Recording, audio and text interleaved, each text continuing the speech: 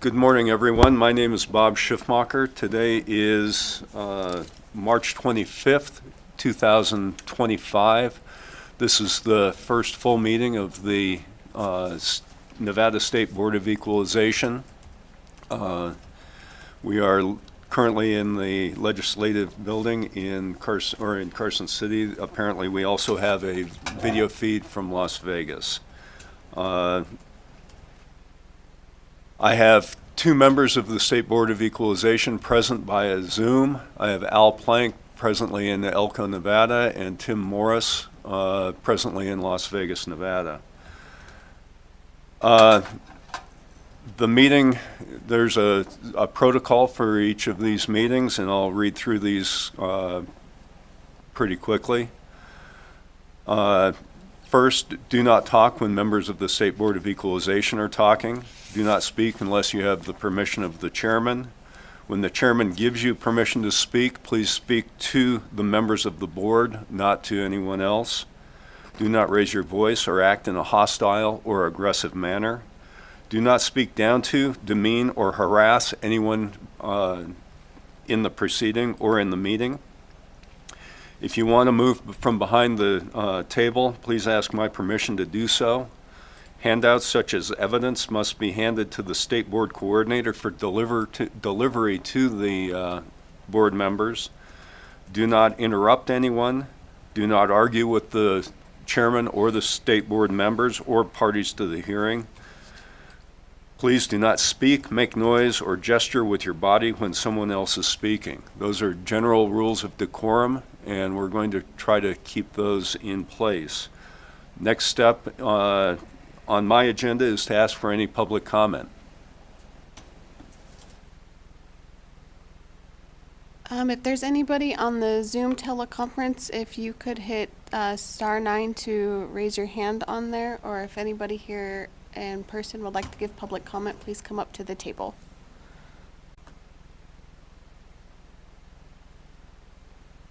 Hearing none, I'll close public comment.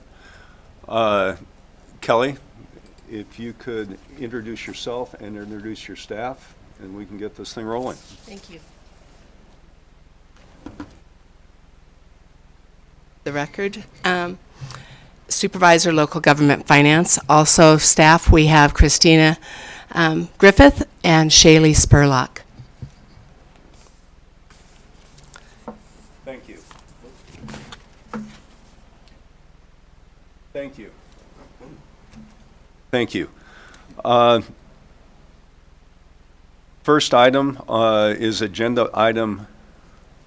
Whoop, that's wrong piece of paper.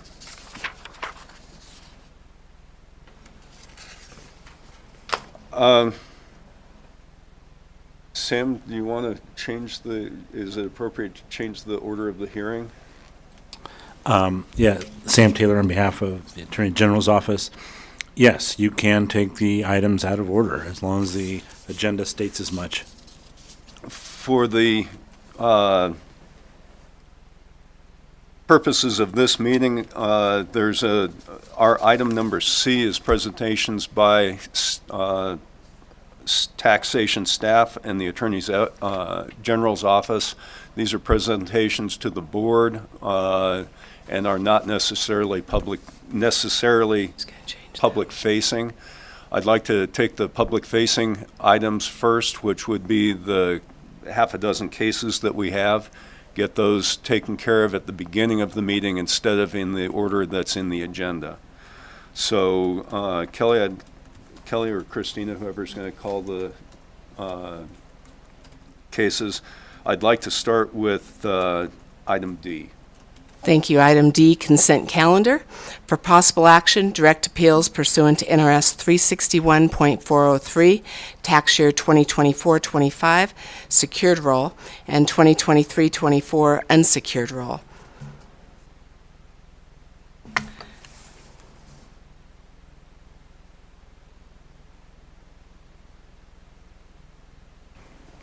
Make sure your mic's on. Good morning. Good morning. Floor is yours. Yes, Sorin Popa for the record, Supervisor, Centrally Assessed Properties. We do have a number of stipulations, direct appeals with, together with stipulations. Starting with, any order? May as well start with 24102 Century Telephone. Okay. So on this one, it was, it's for the secured year 24-25 and unsecured 23-24.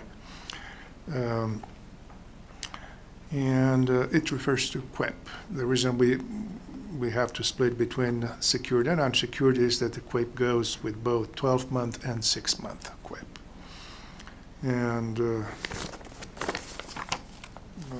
there is a small error with the years that needs to be corrected there. So on the stipulated agreement, the first line where it says secured roll 24-25 should be replaced by 23-24 unsecured.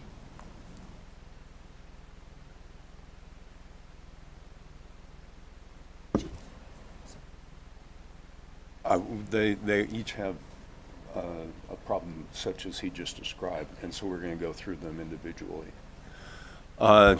So the dollar amounts, the original values, and the revised values are correct. We're just changing the heading on the top of the table from 24-25 secured roll for the 12-month CWIP value to 23-24 Unsecured. unsecured. Yep.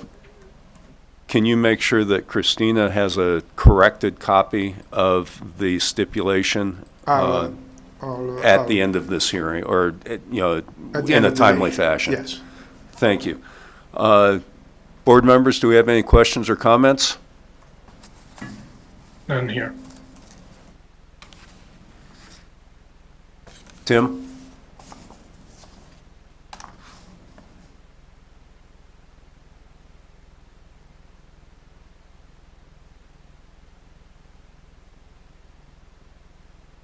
Tim Morris? Can you unmute?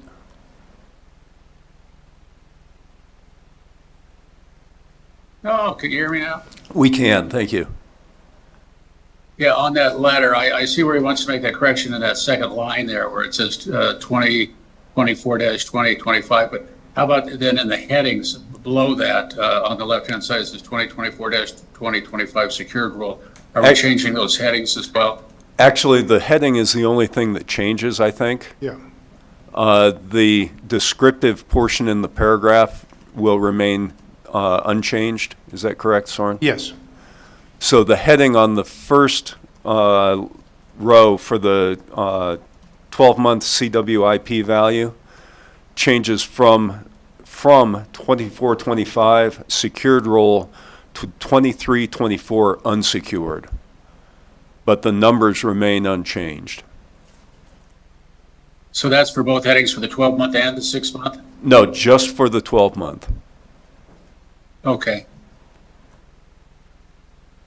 So then the 6-month one is correct?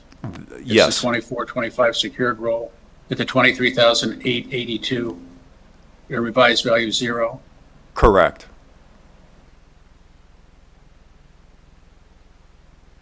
Do I I don't have have any other questions.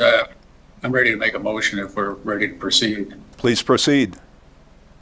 I'll make a motion that we accept the recommendation to adjust the values from the original value to the revised values, which are 0 for both years. And this is case number 24102 with the changes that were recommended by Mr. Papa for the heading on the table. Do I have a Yes. second? Second.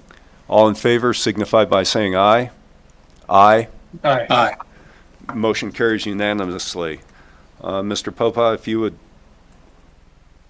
Next case is 24-103. Citizens Telecommunication Company. Okay, here we have another stipulation with the same amendment as the previous one. So on the heading, we are replacing the 2024-2025 secured role with 2023-2024 unsecured. And everything else remains unchanged. Very good. So in this case, the values are correct. The only change that we're making is to the first heading Yes. above the 12-month CWIP value, and that changes to 23-24 unsecured roll. Right. Super. Board, any questions? Yes, sir, Mr. Chairman. These are pretty significant amounts, the 2.5 million, 1.5 million down to zero. I'm wondering why they go to zero.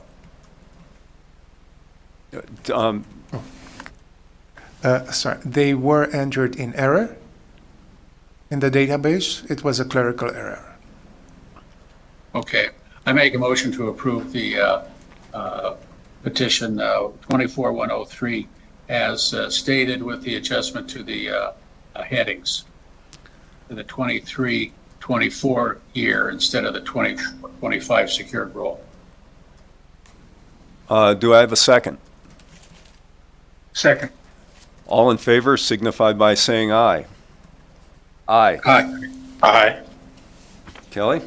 Next case, 24-104, that's Frontier Communications of Southwest, Inc. Okay, we have another stipulation here with the exact same issue as the previous two. The first line of the header, instead of 2024-25 unsecured roll, it will say 2023-2024 unsecured roll. So we're getting closer. Yes. Board, any questions? No. No. I make a motion to accept the recommendation to revise the valuation on 24-104. Second. To revise or to accept the stipulation? Well, to accept the stipulation with the revised year on the heading. Super. A second, please? Second. All in favor signify by saying aye. Aye. Aye. Motion carries. Next case, 24-105, that's Great Basin Gas Transmission Company. Okay, here is another stipulation that we have with a correction as well. Now, the correction in this on this one is actually within the text. It says, after consideration of additional information provided by the petitioner and respondent hereby agree that valuation for the, and here instead of 23-24 is going to be 24-25 secured property, and then slash 23-24 instead of 22-23. Unsecured roll. Unsecured tax roll shall be revised. So these are the only changes on this one. So the table It's good. is good. The headings in the table and the numbers in the table are correct. Correct.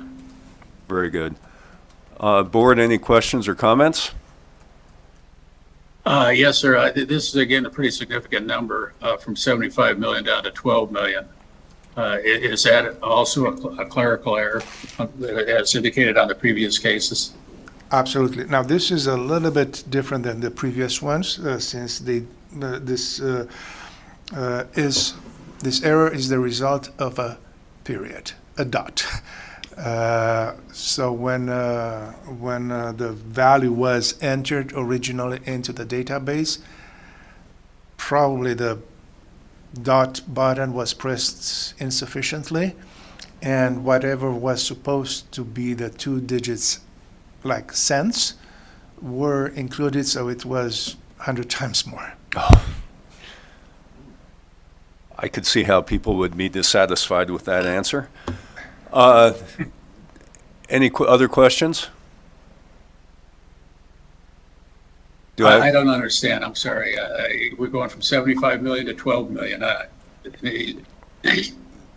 a clerical error. the original value was entered in error during the, basically just during the typing of the number. And apparently through audit or through review, that error was discovered. But it was discovered after it was able to be corrected administratively, and so the changes have come to us. Soren, is that an appropriate description? I can give an example for better. For example, in a specific month, because we entered the values by month, in a specific month, if it was $1,000, period 00, if the period is removed, it becomes $100,000. And that's incorrect. This is similar to what happened here.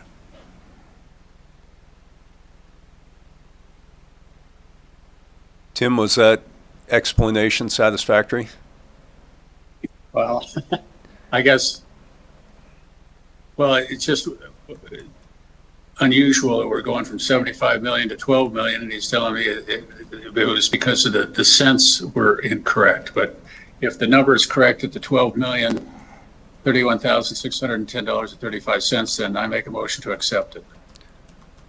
With the correction as indicated. With the correction in the description. Do I have a second? Just a quick comment before I second. I think what Tim's looking for is a more logical reduction based on the decimal. But since the values that we're talking about are entered monthly, it wouldn't necessarily be, I don't think, exactly what he was expecting to see from just the decimal omission. I just throw that out there as a possible explanation. But with regard to Tim's motion, I'll second it. So, Tim, are you satisfied, or would you like to have further discussion or explanation? No, as long as Soren is saying that the $12 million number is accurate, we'll go with that. Very good. So I do have a motion and a second to accept the stipulation with the change that was discussed regarding the years. All in favor signify by saying aye. Aye. Aye. Aye. Motion carries. Next case, 24-106, and that is for Infinity Transportation. Okay, another stipulation, this time with no errors.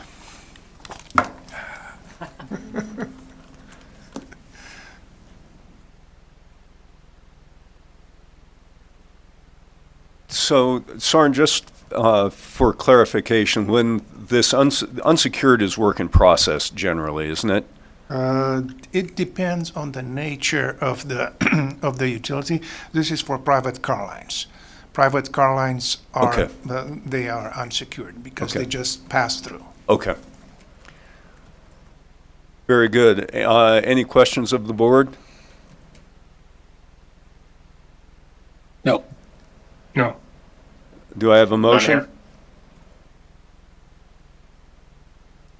Yeah, I make a motion that we accept the petition for case number 24-106 as indicated in the documents provided, with no changes. So that we're accepting the stipulation as written.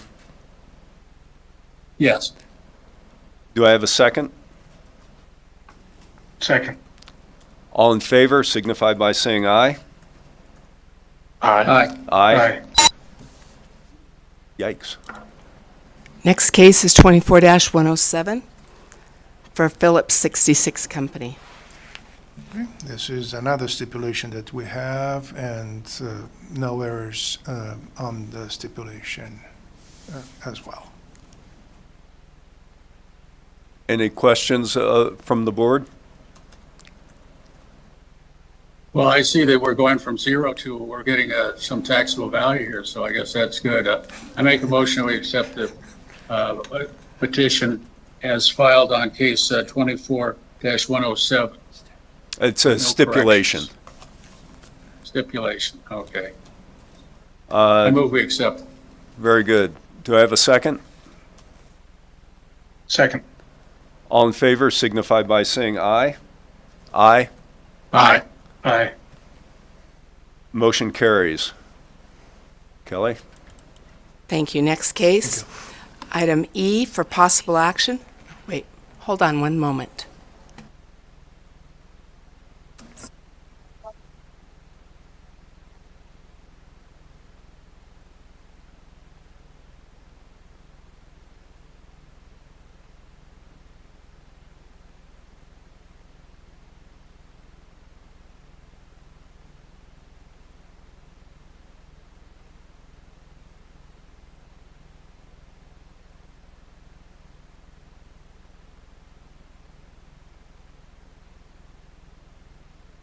So this is Bob Schiffmacher again.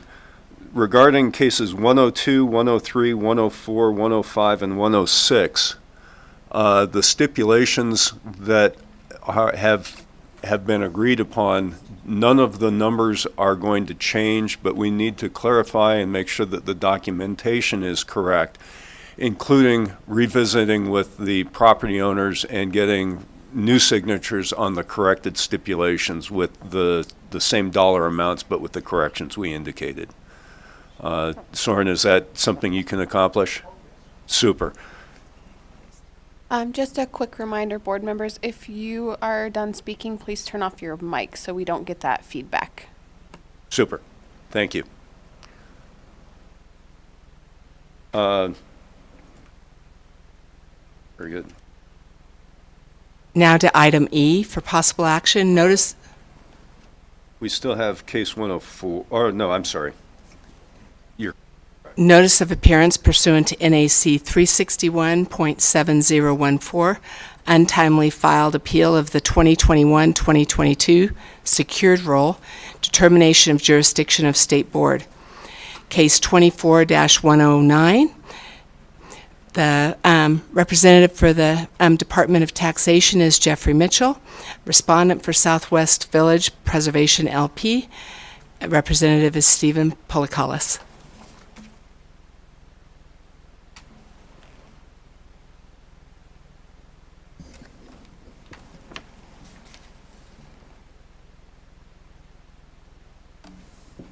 Jeff, if you would identify the property for us, please. Yes, thank you, Mr. Chair. Jeff Mitchell, for the record, Deputy Director of Excise and Local Government Services for the Nevada Department of Taxation. The property in question is in regards to an exemption on the 21-22 secured roll. The property is known as Southwest Village. It is a 332 low-income apartment community located in Reno.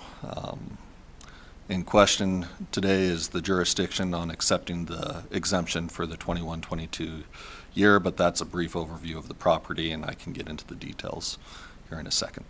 I think that the details are the important part, so let's get to that. Thank you. And first, I would like to express my appreciation both to the Washoe County Assessor's Office as well as Mr. Polikalis, as this one has had a little bit of a journey. And I will go through kind of the timeline that this property has gone through. And I've given Mr. Polikalis the leeway to interrupt me if I get the timeline wrong here, but I believe I have it mostly correct. So the property is low-income housing, and it has been exempt for a period of time. The property sold in December of 2021, which is in the middle of the 21-22 secured roll period.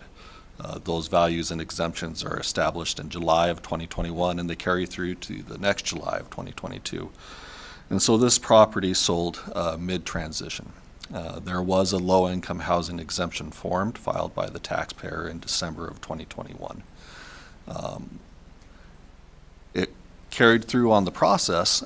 Normally, when a property is sold, there is a requirement that the taxpayer fill out a new exemption form, and that was followed through in this case. The taxpayer became aware that the low-income housing exemption was removed, according to Mr. Polakalis, I believe in May of 2023, May of 2022. July or early August of 2020. Oh, I'm sorry. Thank you, Mr. Chair. Stephen T. Polakalis on behalf of Southwest Village Preservation LP, the property owner in this matter. Thank you.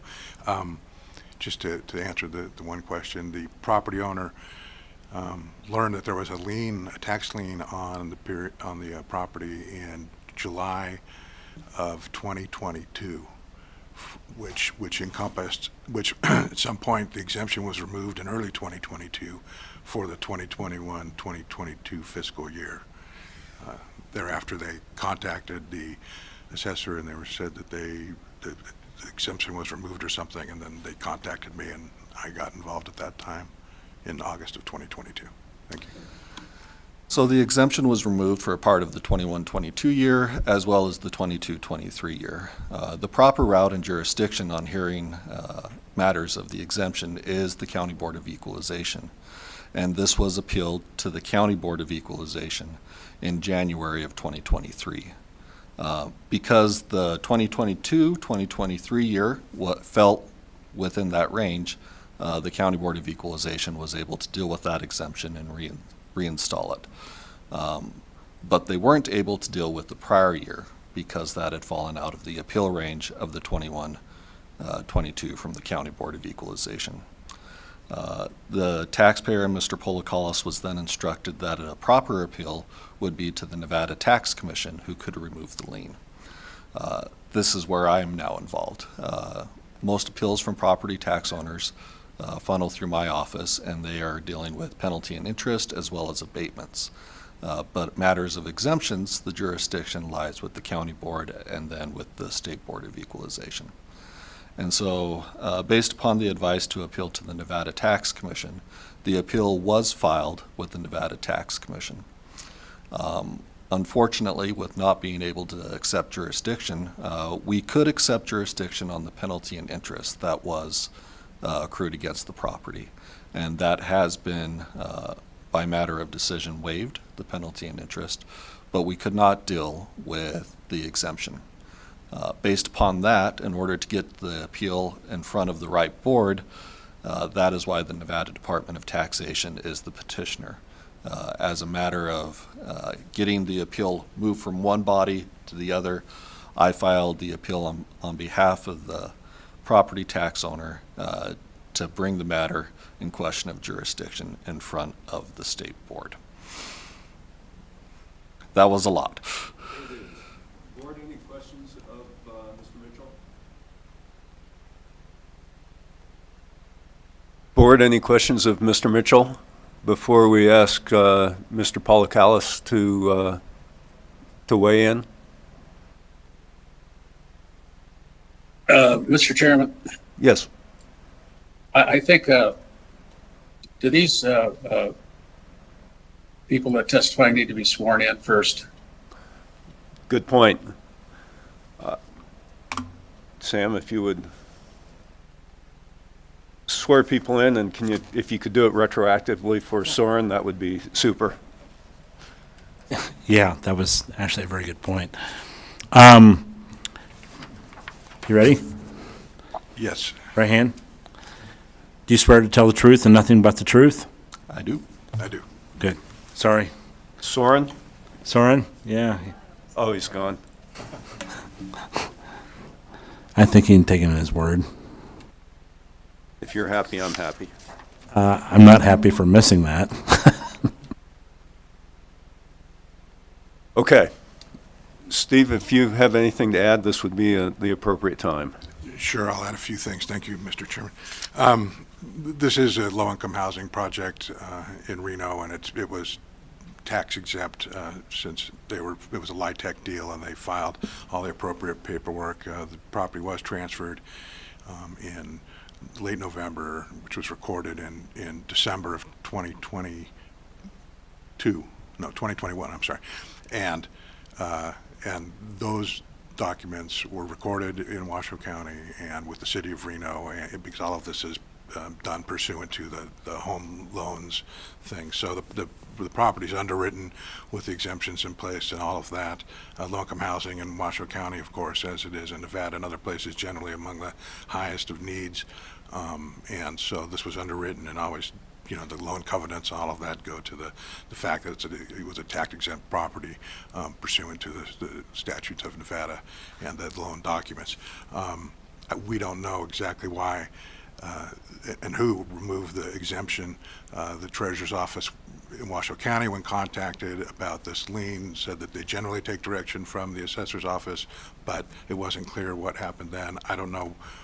The taxpayer does not know how and why or when the exemption was removed, and their notice was by virtue of the lien. And when they contacted the local government, particularly the Assessor's Office, they were told that it was removed automatically.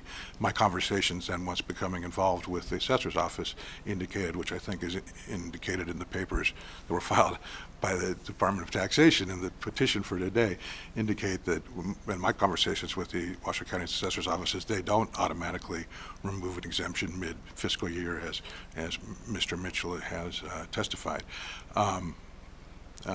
So we did file an abundance of caution, an appeal along with the 2022-23 reinstatement of the exemption, and that matter was agreed to by the Assessor's Office and with stipulation without going before the board, except for the County Board of Equalization, except for the approval of the stipulation to have that exemption reinstated. On the property data cards, even, that still shows that exemption is zero, whereas all other tax years, including the tax year of 21-22 that's before this board today, still have an exemption on there. So it's really hard for the taxpayer to understand on a timing basis when that was removed, what caused the lien, who's in charge of correcting this, but they certainly don't want to face a tax sale and want to get this resolved, and I'm very hopeful that this board can help guide us to that goal. Thank you. Very good. So the question before us is twofold. The first step would be to determine whether the state board in fact is capable of taking jurisdiction. My inclination is to take jurisdiction unless Sam or Yvonne indicates otherwise. I'd entertain a motion that we accept jurisdiction in this case as the State Board of Equalization, although the case addresses a tax year some 3.5 years ago. Do I have any objections from either of my attorneys? This is Sam Taylor with the Attorney General's Office. I would note that the State Board may actually accept jurisdiction over an appeal under really two circumstances here related to this particular claim. The first is whether or not it was heard by the county board in the first instance. It was. However, the county board, with respect to the particular exemption we're talking about here, rejected jurisdiction, but this board can still take jurisdiction even if the county board rejects jurisdiction. In fact, that seems to be what the language is set up for, that in the event the county board rejects jurisdiction, it seems to allow this board to specifically take jurisdiction over such matters, should it deem to do so. Thank you. Board, do I have any questions or a motion? Mr. Chairman, I like to make the motion that we accept jurisdiction. I think the question being primarily in my mind is if not us, then who? So it just seems like this is one of those extraordinary circumstances where it doesn't quite follow the natural pace that we're used to, but I think the case needs our help. I agree I'll completely. second the motion. I agree completely. I think that this is clearly, from our perspective, and based upon my expectation of what the next motion would be, if we don't accept jurisdiction, the next course of action for the taxpayer would be to involve themselves in some sort of lengthy court battle, and I think that that's inappropriate. And so I have a motion and a second to accept jurisdiction. All All in favor signify by saying aye. Aye. Aye. Aye. That motion carries. Board, do you think we have enough information to put forth a second motion regarding the exemption itself? Or do we need additional discussion from either of the parties? Mr. Chairman, I'll take a crack at a motion. Super. I motion that we reinstate the exempt status for the year 21-22. I don't think it was through any fault or negligence of the taxpayer or any other party to this that it became unexempt, and just one of those things that fell through the cracks. So I believe we should reinstate the exempt status for the period in question. Would that motion include waiving the late penalties and the fees? I believe If that. not already done so, I thought I heard under testimony that Mr. Mitchell said that has already been done. But if that's not the case, yeah, I would include the waiving of penalties and late fees. Jeff, just as a point of clarification, the Department of Taxation has already waived the fees and the penalties. Is that correct? Jeff Mitchell, for the record, that is correct. Very good. Mr. Chair, before you get to the finalization of the motion, what have you, I would like to note something that Yvonne and I just talked about, and that is relative to the agenda. The agenda is basically determination of the jurisdiction of the state board, and the question becomes under the OML whether or not you're limited to the discussion of the jurisdiction only. I would say that with respect to the OML, as long as it's related to the original item that was on the agenda, which is the jurisdiction. Once you take jurisdiction, then the natural outflow from that is whether you can make a decision on the same subject. So you have made, I think, the logical leap to being allowed to make a decision on this subject. I just wanted to get that on the record so everybody understood that in case there was some confusion. Sam, thank you very much for the clarification. Yvonne, thank you for bringing that to our attention, making sure our record is clear. So Al, we thank you for the motion. Do I have a second? Yeah, I second it. Very good. All in favor signify by saying aye.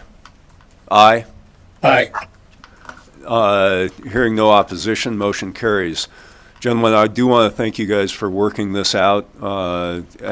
Steve, I apologize to your property owner for having to put him through this, but I'm glad that the resolution is that we are able to put forth a resolution that satisfies all parties. Steve Polakos for record, thank you very much. I just, on a point of clarification, so this will resolve the lien as well? It should resolve all the penalties and interest that were resolved by the Department of Taxation.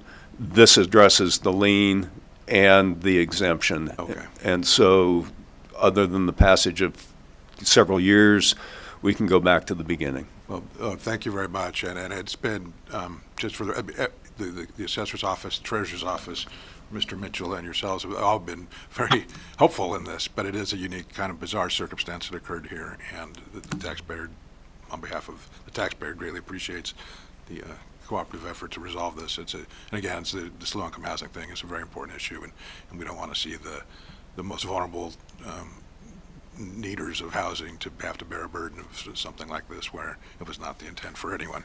Very good. Thank you. Thank you, gentlemen. We're now going to move probably back to item C. Yes. Do we want to take a 10-minute break? Just to get everybody's head back in the right space? I will close the meeting for 10 minutes for a recess.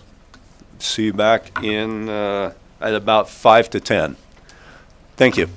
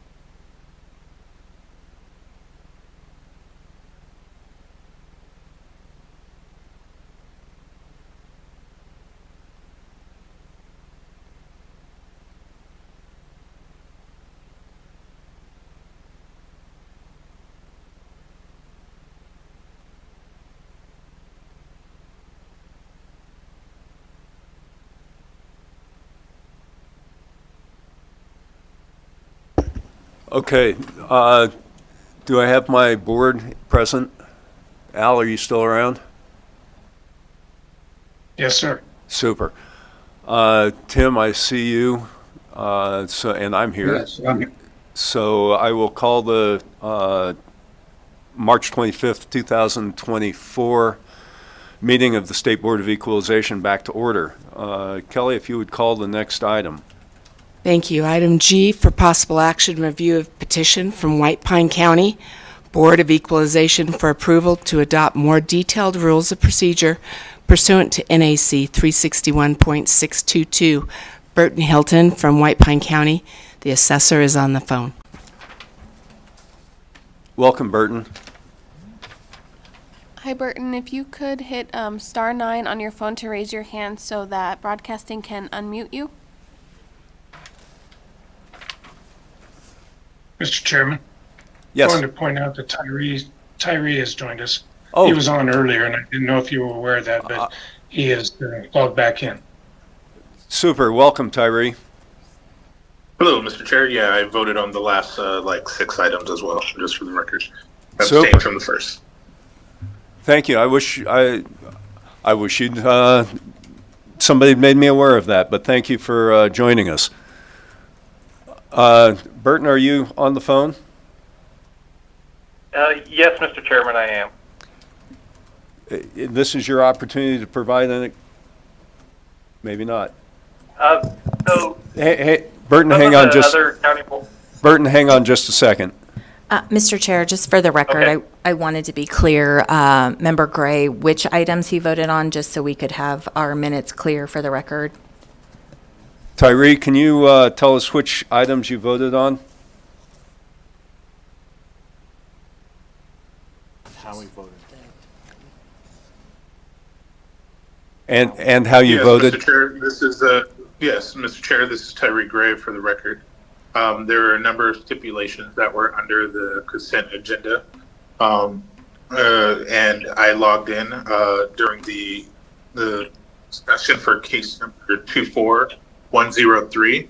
I did not unmute, and I abstained from that case, but case numbers 24105, 104, 105, 106, and 107. I was present for the discussion, had no questions, and was in the affirmative position. Did you also vote 109? Yes, I was also present for that discussion, presented by Mr. Portocalis and Mr. Mitchell, and did as well vote in the affirmative position there on both accepting jurisdiction and the resolution of reinstating the tax exempt Great. status. Yvonne, does that clarify the record? Very good. Okay, Burton, it's now your opportunity to provide the information that you think is appropriate in the discussion of this item. Thank you, Mr. Chairman. The state law allows for, sets up basic guidelines for the County Board of Equalization to abide by, but it also allows that they can adopt rules that are in the law available for the State Board of Equalization.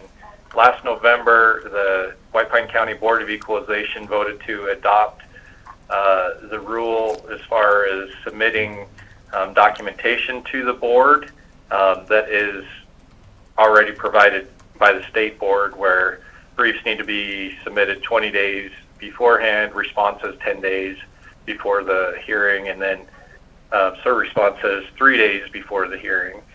And in order to streamline the county board operations here in Ely, where in the past we've had several hundred pages submitted of quote-unquote evidence submitted the day before, and that's not fair for the board members to try to review that with such little notice. I know there are other counties that have their county boards have adopted rules for their county boards, and this was modeled after the Churchill County rule that has already been approved by the State Board of Equalization. And if you have any questions, I'm open. Burton, are there any other rules, kind of in general terms, that you are adopting outside of the submission of evidence? Not at this time. The county board, that was the only rule that they felt was necessary at this point.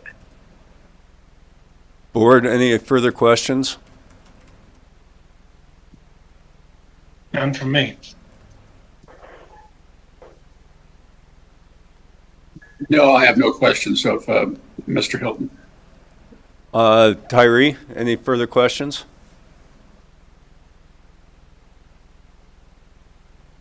None from me at the moment, sir. At this point, I think it's appropriate to field a motion.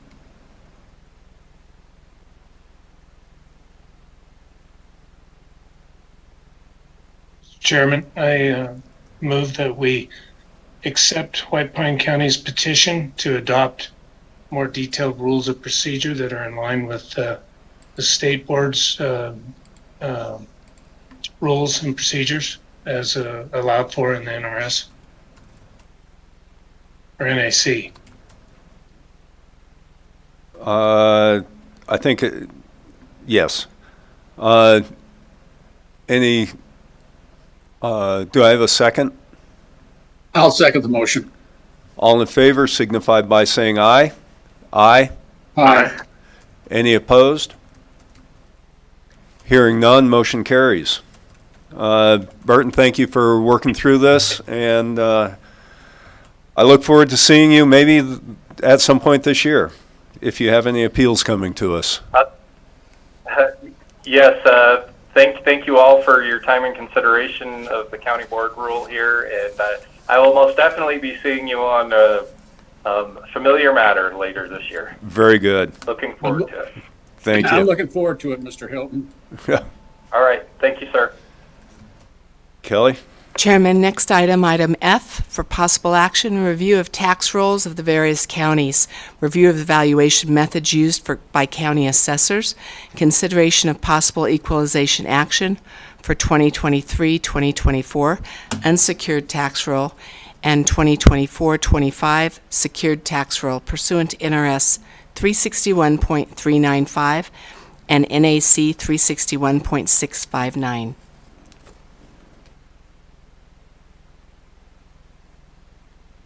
Very good. We only have one party. Who's making any, is there anybody making a presentation for this item? Anybody on a call, or looks like our friend Mr. Mitchell is coming up. Thank you, Mr. Chairman. Jeff Mitchell for the record. In general, there's not necessarily a presentation to be made on this one in regards to the tax rolls, rather than just the submittal of the tax rolls from the various different county assessors. And then if there's anything that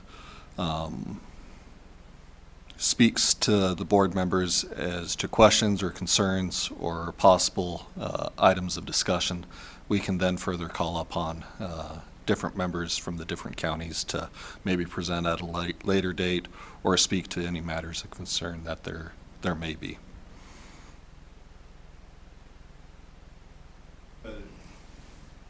Very good. Board, I'm sure that you guys have spent innumerable hours poring over the tax rolls. Do you have any questions, comments, or need of further clarification? Mr. Chairman, I guess I just have a question for Mr. Mitchell. If he or any of his staff noticed any anomalies, any concerning trends, and what might be driving those trends, if any?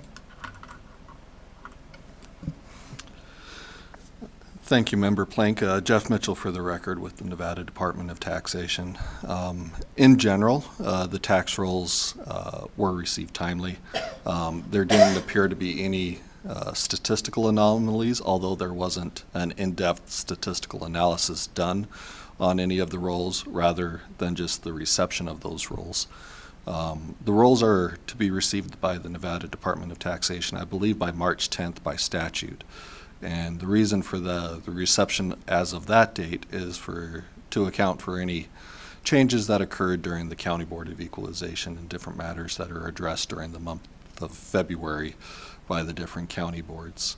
And so, although an in-depth analysis has not been conducted or done on the various rolls, there is nothing that really spoke out to the department upon receipt of those in regards to non-receipt or glaring omissions or things of that nature.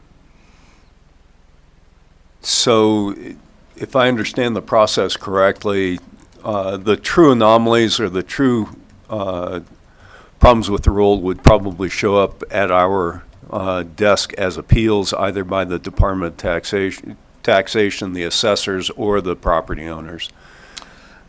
Thank you, Jeff Mitchell, for the record. I would say that that is a good assumption to be made, that in general, large discrepancies or things that are a matter of contention tend to find their way in front of the various boards. That is fair. Mr. Chair, before we go any further, I'd just like to note for the record that Jeff was sworn in earlier, and there's no need to re-swear him. That's Sam Taylor for the record. Thank you. Board, do I have a motion to accept the tax rolls as presented? I just have one question, though, Mr. Chairman. I think that, no, I withdraw that. I don't have a question. I'll just go ahead and make a motion that we accept the tax rolls as presented from the various counties. Do I have a second? I'll second. All in favor signify by saying aye. Aye. Aye. Any opposed? Hearing none, motion carries. Kelly? Thank you, Chair. Back to item C on the agenda, presentations by Department of Taxation staff and Attorney General's office. For the first one, Part A, Property Tax Timeline Hearing Guidelines. Jeffrey Mitchell presenting.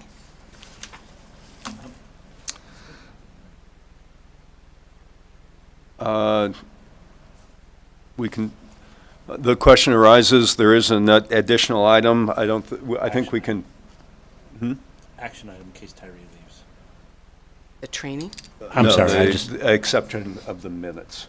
I was just gonna note that, now you got 4 members here, you might as well take the vote items first and then deal with the presentations at the very end. Be my recommendation. Sam Taylor for the record. We can do that. Kelly, if you would call the item I. Thank you, Chair. For possible action, review, and approval of minutes, we have September 28th, 2023. Do you want to do them one at a Let's- time? October 5th and 6th for 2023, October 23rd, 2023, and the minutes for February 5th, 2024. Yep. Board, do we have I make any? a motion to accept the minute. I make a motion to accept the minutes as presented. Very good. Do I have a second? Second.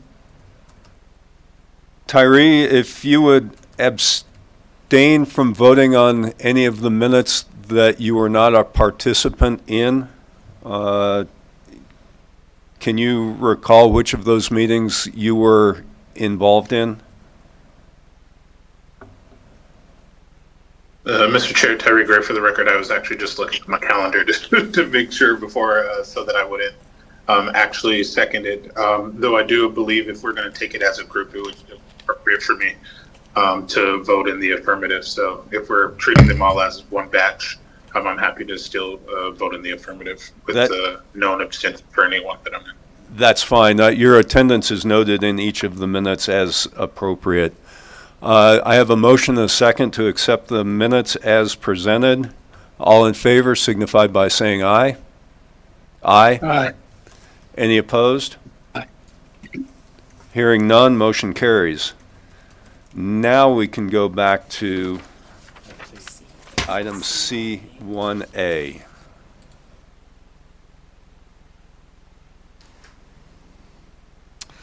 Thank you, Mr. Chairman. Jeff Mitchell for the record.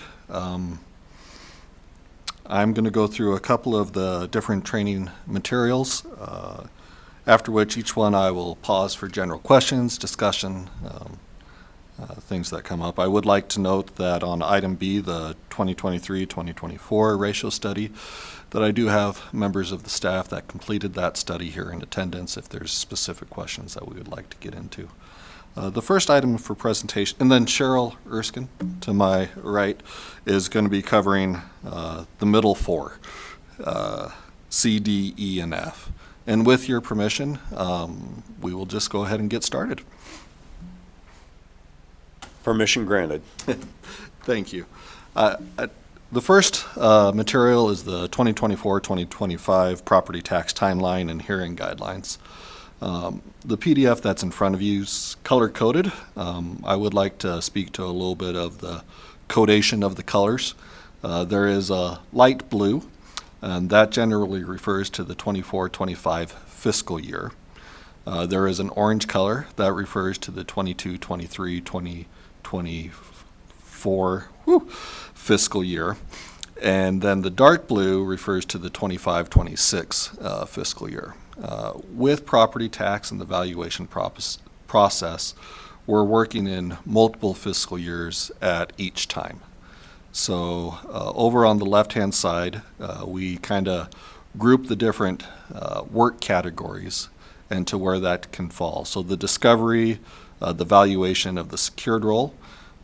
As you can see, we are in March of 24. And so the assessors has a light blue, a dark blue, and an orange. Different matters that they are considering in regard to the 24-25 secured roll, as well as beginning valuation on the 25-26 secured roll. And then they have appeals and other things in orange that they are working on for the 23-24 fiscal roll. Page 2 points out the appeal deadlines and the different fiscal years that are in effect in regards to that. So March 10th is the appeal deadline for the 24-25 secured roll to the county board or to the State Board of Equalization, as well as the 23-24 unsecured roll. These appeals in nature tend to be appeals from the County Board of Equalization, where either the assessor or the taxpayer can appeal to the State Board if they were unsatisfied with the results at the County Board of Equalization. March 10th is also the deadline for the county assessors to submit the tax rolls for consideration of an equalization hearing. That must occur on the fourth Monday of each March. That deadline of the fourth Monday of each March for reception of those tax rolls is so that the budgetary process can begin in earnest for the different county assessors and treasurers and county officials. Throughout all this process, local government finance, which is a section within the Department of Taxation, is in reception of different value amounts so that they can make revenue projections out to the counties on what their budgets will look like. And that falls a little bit in line with the appeal process. So they receive their first batch of information by the end of January. Then they receive a modified batch of that information by March 5th, and that is to allow for the County Board of Equalization, which occurs during the month of February. Once the rolls are accepted by the State Board and by the Department of Taxation, the tentative budgets are then due by all these different entities by April 7th. And so if there is an extremely large appeal that is filed with the State Board of Equalization, that can be taken into consideration, not necessarily the outcome of that appeal, but a little bit of risk management by the different entities that might be affected by those large value amounts. Also at the March 25th is there's equalization concerns by the public in general, they can bring it forth to this meeting to be addressed. And so if the State Board of Equalization found that a county, for example, was out of equalization and needed to either raise or lower its values, once that decision is made, then the entities could account for that during their budgetary process, which is, their first one starts in April. Just to give a little bit of the timeline that falls within that. Some other reports, as you know, the State Board of Equalization needs to conclude its business by November 1st of each year. There is a final report due to local government finance by October 31st, often referred to as the true-up report, which accounts for the various changes that have occurred during the State Board of Equalization and the revenue drops that may occur with those different changes that occur. With that, I will stop monotoning for a half second on the property tax timeline if there's any questions or anything that would merit further discussion from the board.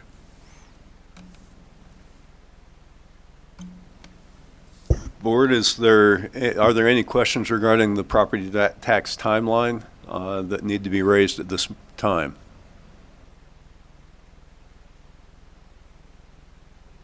Hearing none.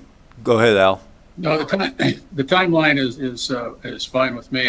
I just had a question. The March, I think it was 10th, is the date that we're supposed to have the appeals filed with the state board. I was just wondering, looking at the calendar, how many appeals do we have filed so far? 72. And which counties are the predominant? I have been told that it's predominantly Clark County. Okay, thank you. I jumped in. If you've got any other questions, I think Christina can be a little bit more specific. This is Christina No, Griffith. I'm good. Okay. Board, any further questions? Hearing none. Jeff, if you want to continue. Thank you. Under item B is the 2023-2024 ratio study.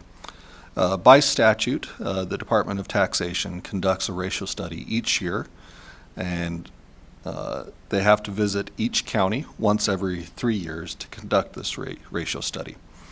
The ratio study is a great tool to be used by not only the Tax Commission, but as well as the State Board of Equalization in matters of consideration of equalization. As mentioned, we visit each county once every 3 years. The 2023-2024 ratio study brought in front of the May Tax Commission, Carson City County, Churchill County, Elko County, Lander County, Pershing County, and White Pine County were the counties that were visited and a sample taken and the study conducted. The process of conducting the ratio study is we go back to the previous ratio study where we took a sample. The appraisers within the locally assessed division, they go out and they appraise different properties within the county according to statute and regulation. They then compare the valuation that we develop in-house to the valuation that the county assessors have developed and come up with a ratio that they can use as a measure of equalization.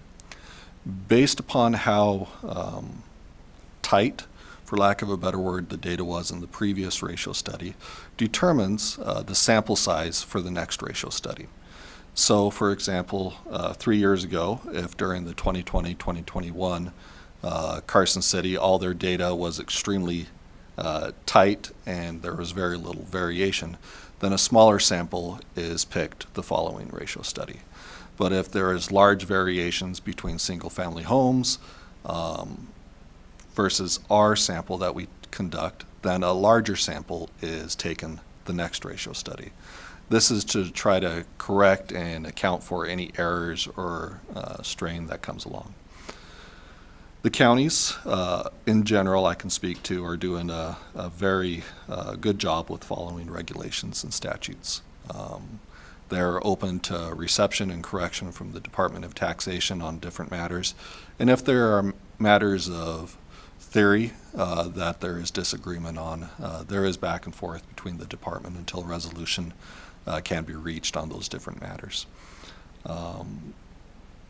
Over the last couple of years, we have seen an increase in variation on land values in many of the counties, especially rural counties, where there may be a high variable amount of sales and sales data that occur away from city centers. A lot of these sales transpire over eBay or different auction sites, and to come to a meaningful statistical decision, it can be very difficult on these land valuations.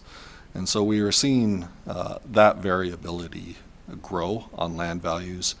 Improvements in general have been very consistent and tight. And that speaks to that we're using the same source material to develop the improvements on, to develop the valuations on the improvements. With that, I'm open to any questions on the ratio study and the general oversight on that. We do bring this forward to the Tax Commission. If the department believes that things are out of equalization, the Tax Commission does have some general authority and oversight, and that they can increase or decrease valuations countywide. They can order a reappraisal. They can order a follow-up within the ratio study to make sure that small corrections, if things are starting to get a little sideways, can be handled by the next appraisal period. So regarding the rural land, is there a resolution to that variability issue, or is it just that eBay or these auction sites appeal to people who really don't have a local perspective? If you're in Los Angeles and you look at 150 acres in White Pine County and it's $8,000, I mean, it just seems like a bargain, even though on a local basis, or $100,000, it seems like a bargain because you've spent $1.5 million on your 400 square foot apartment. Is there a resolution that we can look forward to, or is it just an anomaly that we have to live with? I think the resolution is a little bit built even within statute, that we are looking for full cash value, which requires a knowledgeable buyer and seller. That is the catch-all in being able to clean out the sales. A little bit of the issue is the volume of the sales that occur during appreciating markets, and being able to cleanly and rightly determine what is a fair market sale and what is not a fair market sale. And which of the participants is knowledgeable regarding the local circumstances or not? Exactly. Very good. Could I ask you a question real quick, Jeff? This is Sam from the AG's office. Would you deem those online sales to be, arm's length fair transactions or something else? I'm going to give the famous cop-out answer that it depends. Well, my apologies. From an appraisal perspective, which was my career, we as appraisers would acknowledge that those transactions were bona fide transactions. Dollars and title actually changed hands, but we were suspect of them because they frequently were not based upon local economics. And so while those sales would be elements to be considered, they, like I had indicated, they tend to be somewhat suspect for use in a much broader perspective. There are subdivisions, large lot subdivisions in central Nevada that the eBay or auction sites are the only source of transactions. And in that case, those are the appropriate sales to be used. But if you're using those sales to value unaffiliated land, then that relationship is less direct. And so those set transactions would typically be discounted in terms of their validity. Tim, is that your read of the data that is developed out of these auction sites?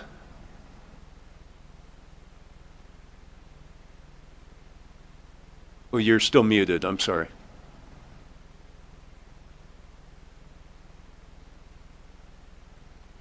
Tim, unmute yourself, please. Yeah, I'm there now. Yes, I agree with you, Mr. Chairman. That is the appropriate approach an appraiser would take in looking at the data and trying to determine its validity would be to determine whether it's a true arm's length sale or not, or if it meets all the terms and conditions of the definition of market value. So it would, if there are suspect sales, let's say you have, in the rural areas, you might have two sales, and one of them is from an auction site. It's substantially higher than the other sale, and that would be the analysis that you would have to take in dealing with those sales to properly discount them as you indicated. So, yeah, I agree with you, Mr. Chairman. Sam, did that answer your question generally? Well, I was looking to get the answer from Jeff, but I guess I'll take it from you guys. Thanks. Jeff, any other? Ditto what the discussion was. Okay. Thank you. Okay. Jeff, if you want to continue on. Excuse me. Go ahead, please. Excuse me, Mr. Chairman. Jeff was talking about the rural counties and the land valuation, and I was looking at that. Did they generally fell out of the range of the 32 to 36%? And I think you indicated mostly it was Elko County rural properties. Have there been quite a few sales in Elko County on the rural properties? Is that the concern, or is the concern is there's a lack of number of appropriately deemed market value sales? Do you understand I do. my question? Thank you, Jeff Mitchell, for the record. So Elko County was part of the ratio study, as mentioned, for the 23-24 year, and part of the decision from the state board, I misspoke, part of the decision from the tax commission was that we revisit Elko County, specifically the land valuations this year, to take a little bit deeper dive into their sales and their clean sales to specifically address those type of questions that Mr. Morse just brought up. So unfortunately, I don't have a great answer. I have suspicions on what may have caused some variability out there. It wasn't deemed to rise to the level that an action needed to be taken by the tax commission, but rather a follow-up ratio study, sample, and investigation in the following year to determine and make sure that land values are reflecting the market out there. We do see, and historically we have seen ratio studies, that those land value ratios tend to start straying farther from that 32, 36 in volatile and fast-moving markets. Just in the natural cycle of the evaluation and valuation of property, it is hard to address for those sometimes drastic changes timely. And so I believe appropriate action was taken for a follow-up visit on those land values out there. And so I don't have specific answers for you, Mr. Morris, other than yes. Okay, well, as I understand it, though, if there's an agricultural exemption and then the property subsequently sold, there is a recapture that goes back onto the property owner. That is. If he, go ahead. Thank you, Mr. Morris. Yes, that is correct, that there is a recapture of, and a revaluation of that land if it falls out of agricultural property to full cash value or market value, and then a recapture of those taxes back, I believe, 7 years. Yes, sir, that's what I saw too, is 7 years. Thank you. So there is some kind of a safety net there for the state of Nevada and Elko County and recapturing some of the property taxes that may have been due in those prior years, but because of the agricultural exemption, they were not. So I think we're both correct. So I just wanted to throw that out there and see where we. So, Tim, we finish. if you would turn to page 20 of the discussion, which is Elko County's 23-24 ratio study, I think you'll see that countywide vacant land was had a median ratio of 21.9%.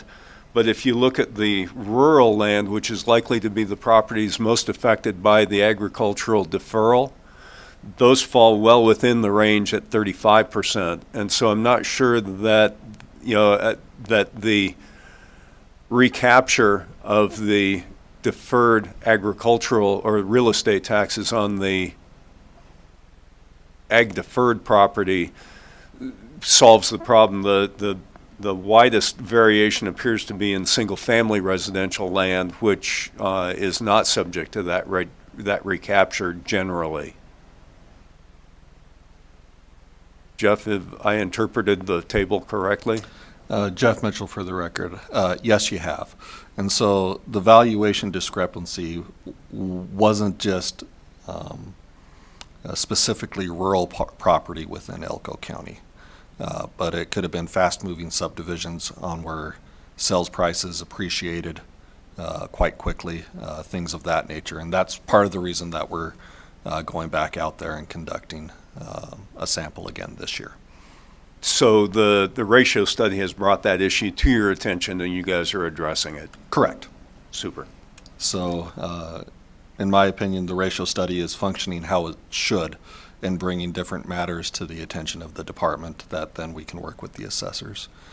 And in general, I will speak that the assessors, I believe, are doing a good job, is what the statistics tend to point to, that they are following the regulations and the statutes and valuing on a mass scale, which is quite difficult, as well as they can within their abilities.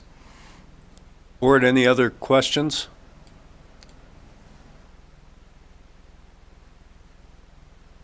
Hearing none, Jeff, I do have one follow-up question. Are the counties slowly adopting a uniform mass appraisal template or platform? I know that Clark County has their own mass appraisal template or platform. I think Washoe County is an outlier as well. Are the rural counties adopting a uniform platform, or are they still a pretty diverse set of platforms? Thank you. Jeff Mitchell for the record. So about 4 or 5 years ago, there were 3 main mass appraisal systems within the state, Clark County, Washoe County, and then ADS, Advanced Data Systems, for the 15 other counties. ADS changed. I was trying to find the right word there. And so there's 2 main systems that have kind of established within the different counties, GSA as well as DevNet. And so while the counties themselves aren't unified with one specific system, we basically have 3 operating systems again, because I believe GSA is Washoe County's. Okay. And so that one has been more, and I probably should verify that, but I'm speaking off my memory a little bit on that one. Cheryl is wonderful and passed me a note. There are 8 counties that have GSA 8 that have DevNet, and then Clark, which I believe is Thomas Reuters. So there is developing a trend toward consistency, Yes. as opposed to years ago where it seemed like everybody had their own system and none of them were working very well. And going through the software change has brought different things and brought different pain points forward that has trended to more consistency, in my opinion. Great. Board, any further questions on this agenda item?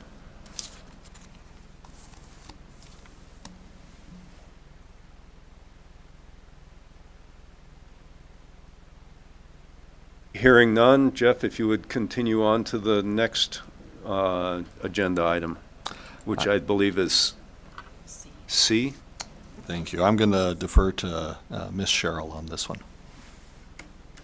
Cheryl, if you could introduce yourself and spell your last name for the court reporter, I will do if that. she's, For the record, I'm Cheryl Erskine. My last name is spelled E-R-S-K-I-N-E. I am the coordinator of assessment standards with Excise and Local Government Services. Agenda item C1C is the 2022-2023 statistical analysis of the roll. The statistical analysis of the roll, or SAR, is prepared on an annual basis per NRS 361-390, paragraph 3. It gives an overview of assessed values and exemptions on the secured and unsecured rolls on a statewide basis, as well as by individual county. It is a 231-page document, but I would like to focus on the first few pages. Page Roman numeral 3 of the publication, entitled Statewide Summary of Local Assessed Values After Exemptions, provides a breakdown of secured and unsecured assessed values after exemptions by individual county, as well as the statewide total for the 22-23 year. Page Roman numeral 4 of the publication, entitled Statewide Summary of Total Parcels and Acres, provides a breakdown of the number of parcels and acres in each county, as well as the statewide total for the 22-23 year. Page Roman numeral 5 of the publication, entitled Assessed Value by County After Exemptions, compares the assessed value by county of the 21-22 roll and the 22-23 roll and indicates a percent change between the 2 years. As you can see at the bottom of this page, it indicates a statewide growth of 8.11%. Page Roman number 7 of the publication, entitled Assessed Value by Class Before Exemptions, shows a breakdown of assessed value by class of property for 21-22 and 22-23, as well as the percent of total valuation for each type of property. Page Roman numerals 9 through 11 of the publication, entitled Assessed Value by Class by County Before Exemptions, shows a breakdown of assessed value by class of property for the 22-23 year for each county. The remainder of the report has approximately 10 pages for statewide and each individual county. These pages provide a more detailed breakdown of property types, assessed values, and exemptions for each of them. This report is used to calculate tax cap factors and improvement factors for each county, which are used by the county assessors to calculate the assessed values of property throughout the state of Nevada. The SAR may be useful for you on different equalization issues throughout the year, as it shows different levels of growth of different types of property, as indicated on page 5. Are there any questions on the SAR?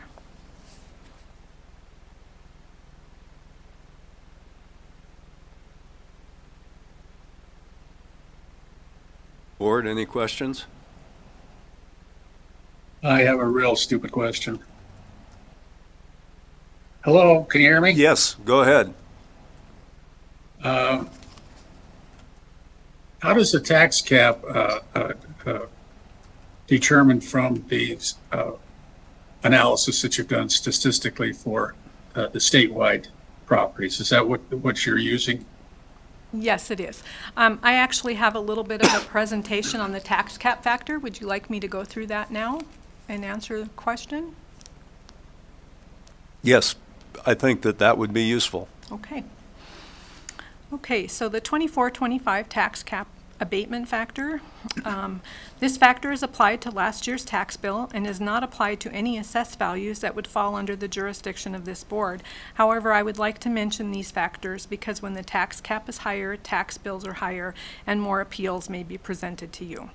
The tax cap analysis relies on the segregation of the roll report that comes from the assessors in late January and again in March, as well as the values from the statistical analysis of the roll for the last 8 years.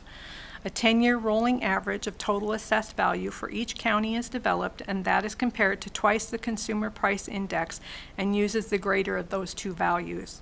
On page 1, you can see the consumer price index this year is 4.1 and twice that is 8.2%. This resulted in all counties having a residential cap factor for owner-occupied properties of 3% and a general cap factor of 8% for all other properties. Did that answer your question, Mr. Morris? Well, I knew that we had the 3% on the residential and 8% on the other properties. But what page were you looking at that you? I don't have the packet in front of me, so I'm not completely sure what page that fell on in the packet. Well, I remember seeing those numbers that you referred to about what the CPI was. And what did you say, it's twice the CPI or? Yes, so the CPI was 4.1% and twice that would be the 8.2%. So then it would take the higher of those two values between their 10-year rolling average and the CPI change. And it caps out at 8%, so it can't go higher than that. Yeah.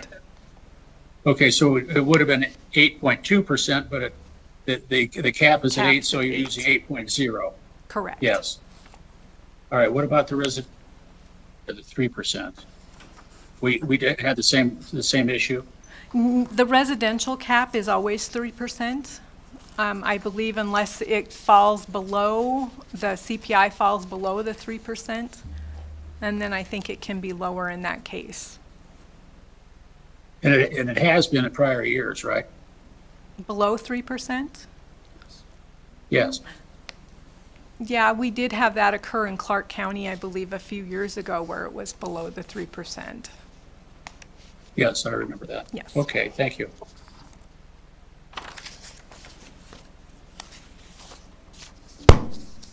Is it okay if those pages you were referring to that you didn't have, can you email those to me? You should have the entire package. Well, I just want to know what pages I'm going to find those on. I remember reading all of this, but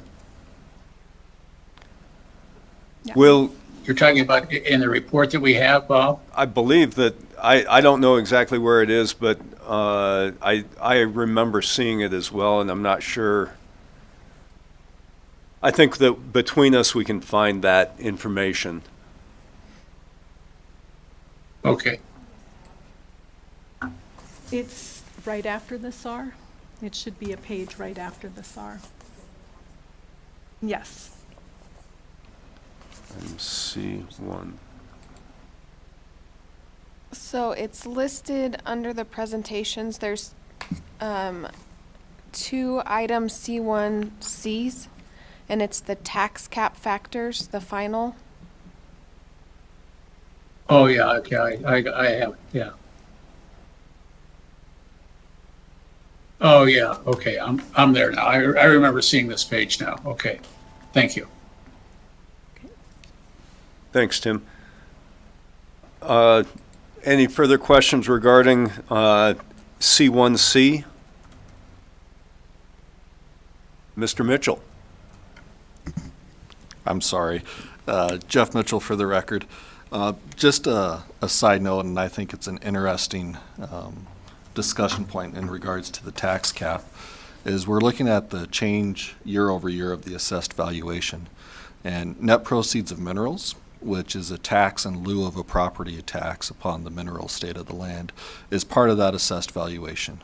And it is a very volatile number that can fluctuate year over year. And so some of the rural counties that rely heavily upon the net proceeds of minerals, you can see that variation in that assessed valuation jump up and down quite a bit, and they can fall below the CPI sometimes if there is a mine that shuts down for a period of time, or the price of gold drops, or things of that nature. And so net proceeds of minerals can have a fairly drastic effect upon the tax cap within some of the smaller counties. Jeff, within the tax cap format, do those annual variations have any lingering residual impact on subsequent years? Yes, Jeff Mitchell for the record. For example, if net proceeds of minerals fell off drastically within a county and they saw a 20% reduction in assessed valuation, that 20% stays within that 10-year calculations for 10 years before it rolls off. And So it has an impact of 10% of the rolling average. Of the rolling average. Yes. So the impact is not catastrophic for subsequent years like it is on establishing the value of real property, where, you know, once that value is established, that lingers as the new base. It can have a little bit of that effect. If that net proceeds drops, that 20% pulls down that tax cap for 10 years. Okay. And so with that note, you can see 20 to 30% increases in assessed valuation as well, which would have the opposite effect of pulling that upwards. But the 20% increase in assessed values would not correspond directly to a 20% increase in tax revenues because of the cap. Correct. That would be the catastrophic reduction, lingering reduction that I was alluding to. Yes. Oh, okay. I see what you're saying. Yes. Correct. Okay. Any further questions?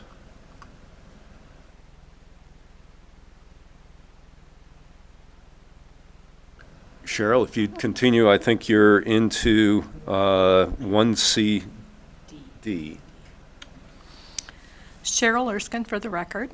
This agenda item is entitled the 24-25 Agricultural Land Values Open Space Property Procedures Bulletin Number 213 in your information packet.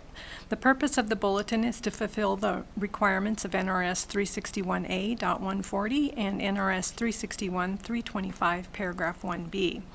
NRS 361A.140 requires the Nevada Tax Commission to define the classifications of agricultural property, determine the valuations of each classification on the basis provided in NRS 361-325 1B, determine the value of land covered by a residence or necessary to support the residence in the same manner as other real property pursuant to NRS 361-227, and to prepare a bulletin listing all classifications and values thereof for the following assessment year. Additionally, the requirements of the Tax Commission are to classify land and fix and establish the valuation thereof for assessment purposes. The classification of agricultural land must be made on the basis of crop, timber, or forage production, either in tons of crops per acre, or board feet or other unit, or animal unit months of forage. An animal unit month is the amount of forage which is necessary for the complete sustenance of one animal unit for 1 month. One animal unit is defined as one cow and calf, or its equivalent, and the amount of forage necessary to sustain one animal unit for 1 month is defined as 900 pounds of dry weight forage. The valuation methods used to determine the value of agricultural land are defined in NAC Chapter 361A. Specifically, 361A 180 calls for the application of a capitalized earnings approach whereby an estimated income stream is capitalized to arrive at the estimated values found in the report. There are two components considered when developing income to be capitalized. First, information is obtained from an annual survey of agricultural producers of alfalfa, hay, pasture, and grazing by Nevada producers. Often internally, the department refers to this report as the hay tour. To complete this study, the department keeps a list of agricultural producers, and a survey is sent to everyone on the list each year. The survey is also sent to others identified to us by the assessor's offices as new agricultural producers. On page 3, you can see the survey was sent to 714 producers, and the response rate was approximately 16%. Second, we look at the results of the study and check it against the Nevada Agricultural Statistics Survey to verify reasonableness. The report is often referred to as the NASS report, and it is published by the U.S. Department of Agriculture. On page 9 of the bulletin, you will see that the study resulted in a range of values, from the high value being $394 an acre for land classified as intensive use, and a low value of $2.11 per acre for fourth-class grazing land. This report is typically approved in March or April, and the golf course supplement follows later in the year after the July Consumer Price Index becomes available.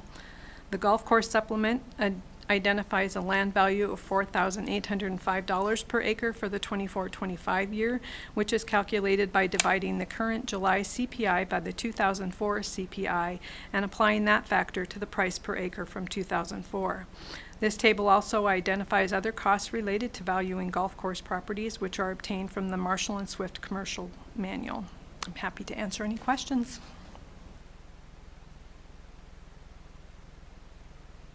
Board, any questions regarding item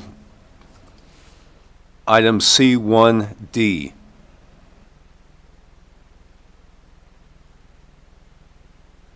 Hearing none? Is there any? Go ahead. Excuse me, Bob. Is there any way of increasing the participation in your survey? You said, what is it, 16% responded?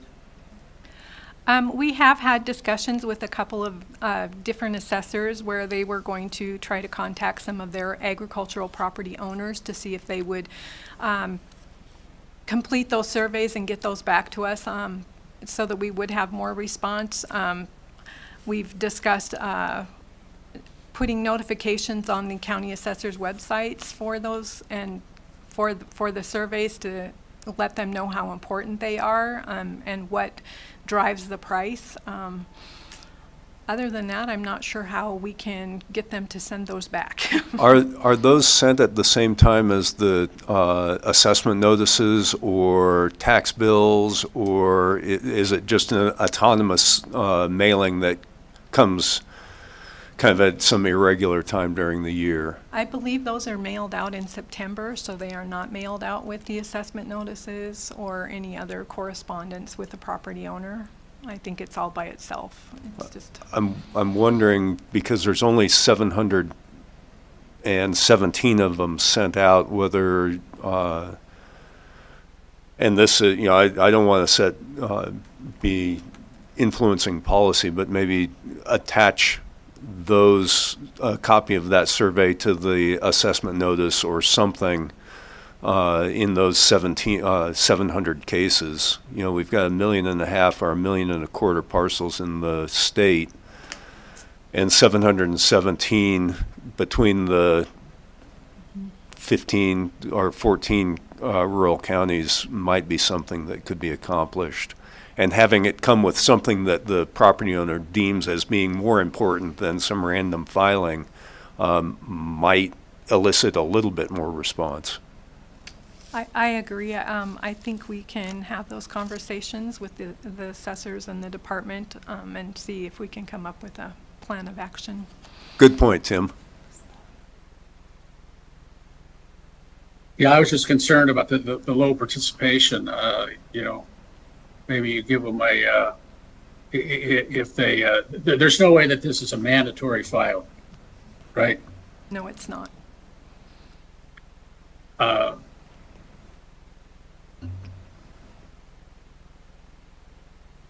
Well, we have addressed the problem, and if you're working with the assessor's office to increase participation, that would be very important. I agree with Bob on his suggestion of the mailings. Thank you.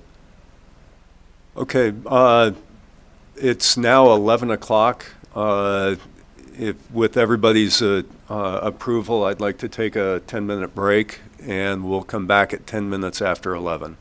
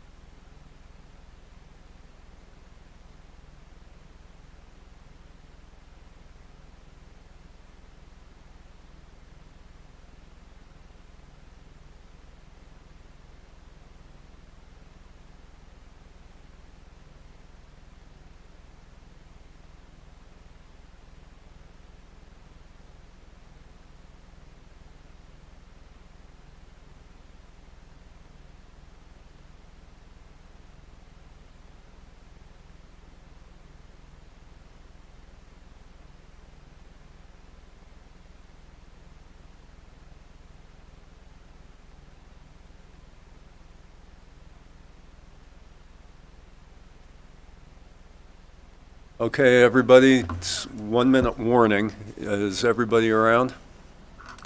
I see Tim. Al, are you still, Tyree, are you still with us?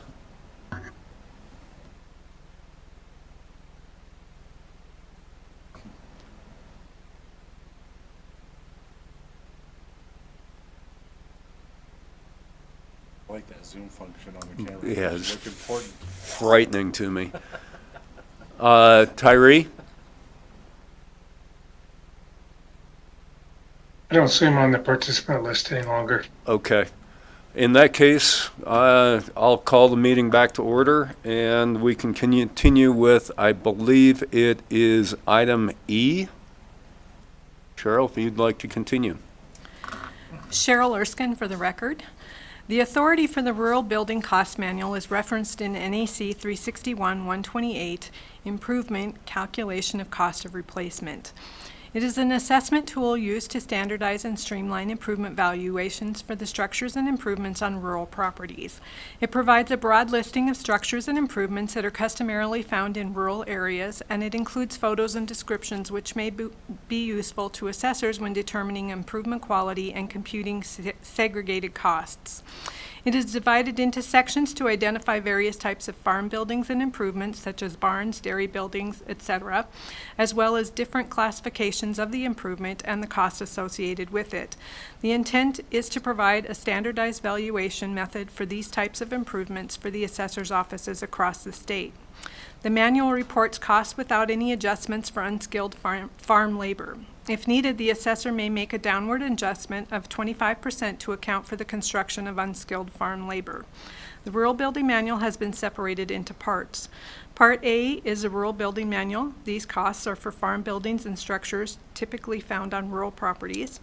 Part B is alternate costs or costs that have been requested by assessors in the past because they weren't contained in the Marshall and Swift Costing Manual or the Rural Building Manual. Part C of the manual is reserved for future information, and Part D provides the assessor's alternate cost approvals. NAC 361-128, paragraph 4 provides that the county assessors may apply to the executive director of taxation for permission to use alternate recognized costs, cost manuals, cost determinations, or subscription services that are not contained in the Rural Building Manual or the Marshall and Swift Cost Manuals. These approvals are sent to all county assessors and are provided in this manual for reference.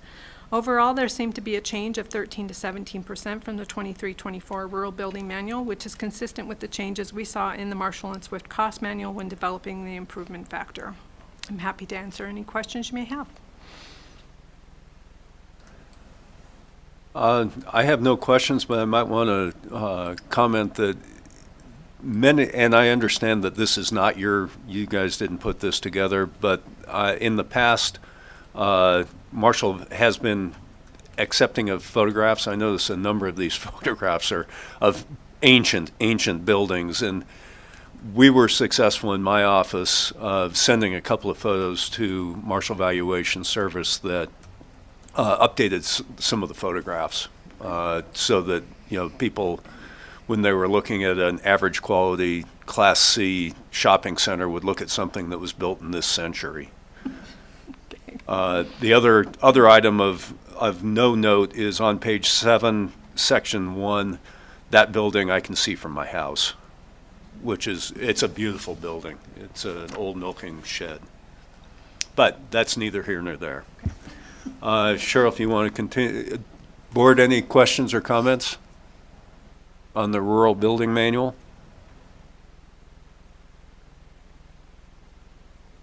Hearing none. Cheryl, if you want to continue. Okay.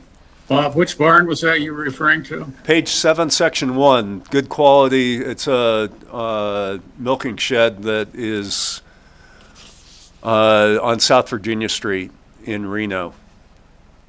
It's a rock fieldstone building with a metal roof.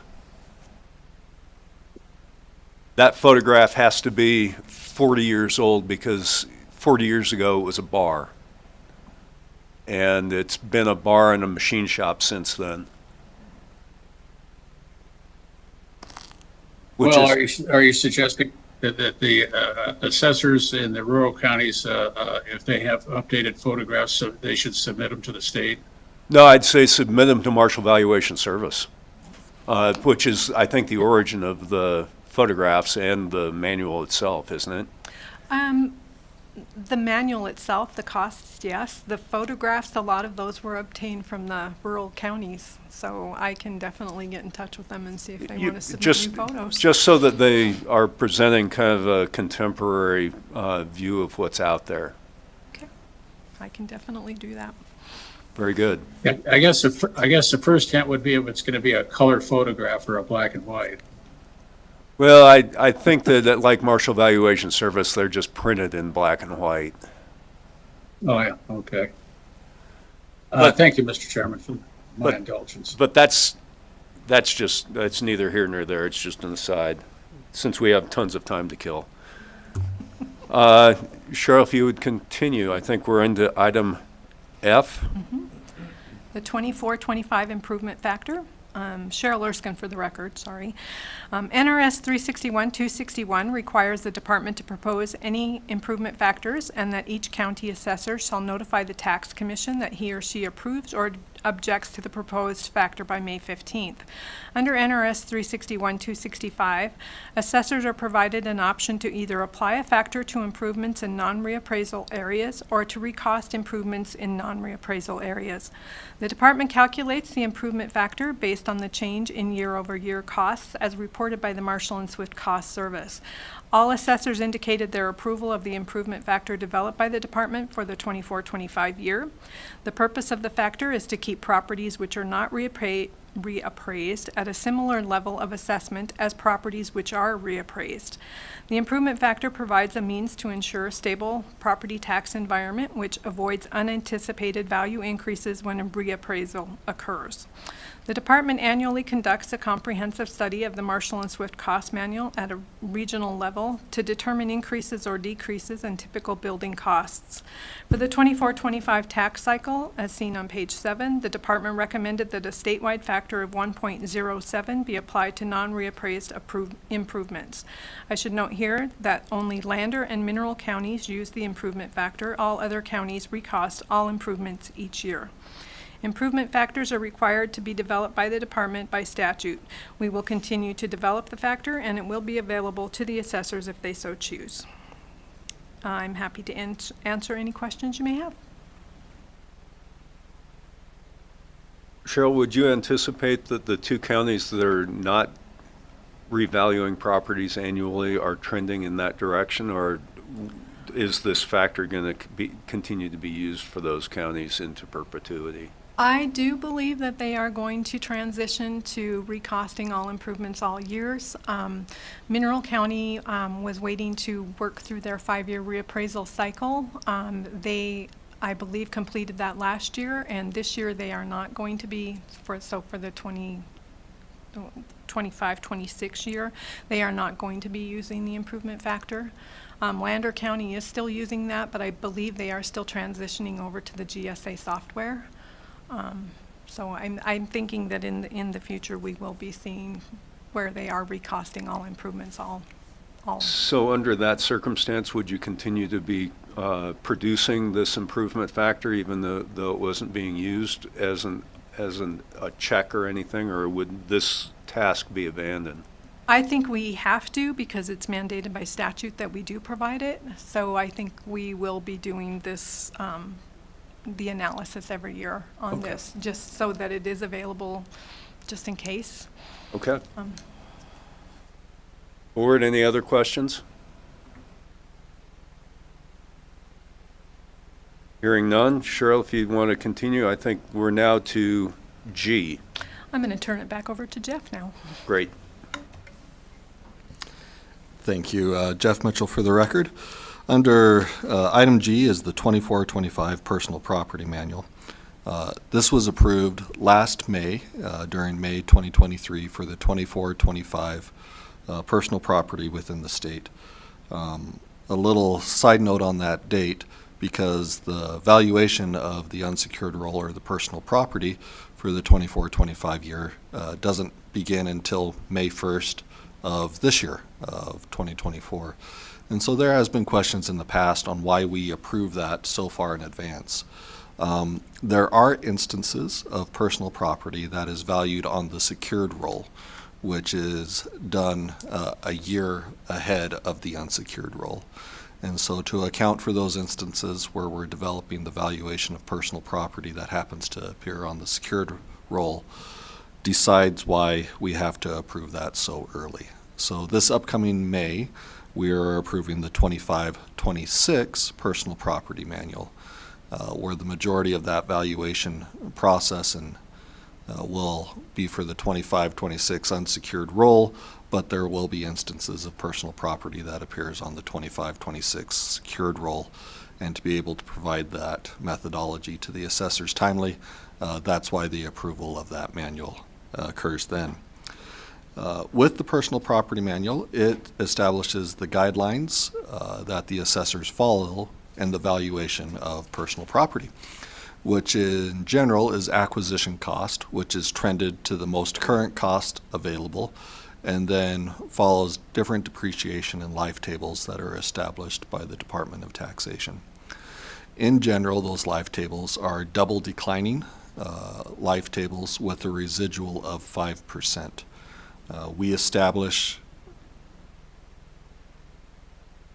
I can't remember if it's regulation or statute that determines, so I will say we establish by law the different life tables that are out there, either a 3, 7, 10, 15, and 20-year life, as well as establishing a table for mobile homes and billboards, which depreciate the billboards at 1.5% a year, much like real property. The process of the personal property manual is, as I mentioned, we trend forward acquisition costs. We do this by looking at a variety of different indexes, both the CPI, the Consumer Price Index, as well as what's referred to as the PPI, the Personal Property Index, and about 3 or 4 other indexes, some of which are contained within Marshall and Swift, different factors forward. And we kind of take an average of those different indexes to develop what we believe something bought in 2003 would have been bought for in 2019, for example, for the 19 manual. Then that is then applied in the appropriate life for the depreciation on those different items are accounted for. The big changes for the 24-25 personal property manual, there were 2 changes. One was the inclusion of robots and robotic devices, which was included on page 15. And then there was an adjustment to hotel furnishings from a 15-year life down to a 10-year life. That adjustment for hotel furnishings was recommended based on a variety of different facts and studies conducted, with heavy reliance based upon the Marshall and Swift categorizing hotel furnishings as a 10-year life. With that, I am open to any questions on the personal property manual.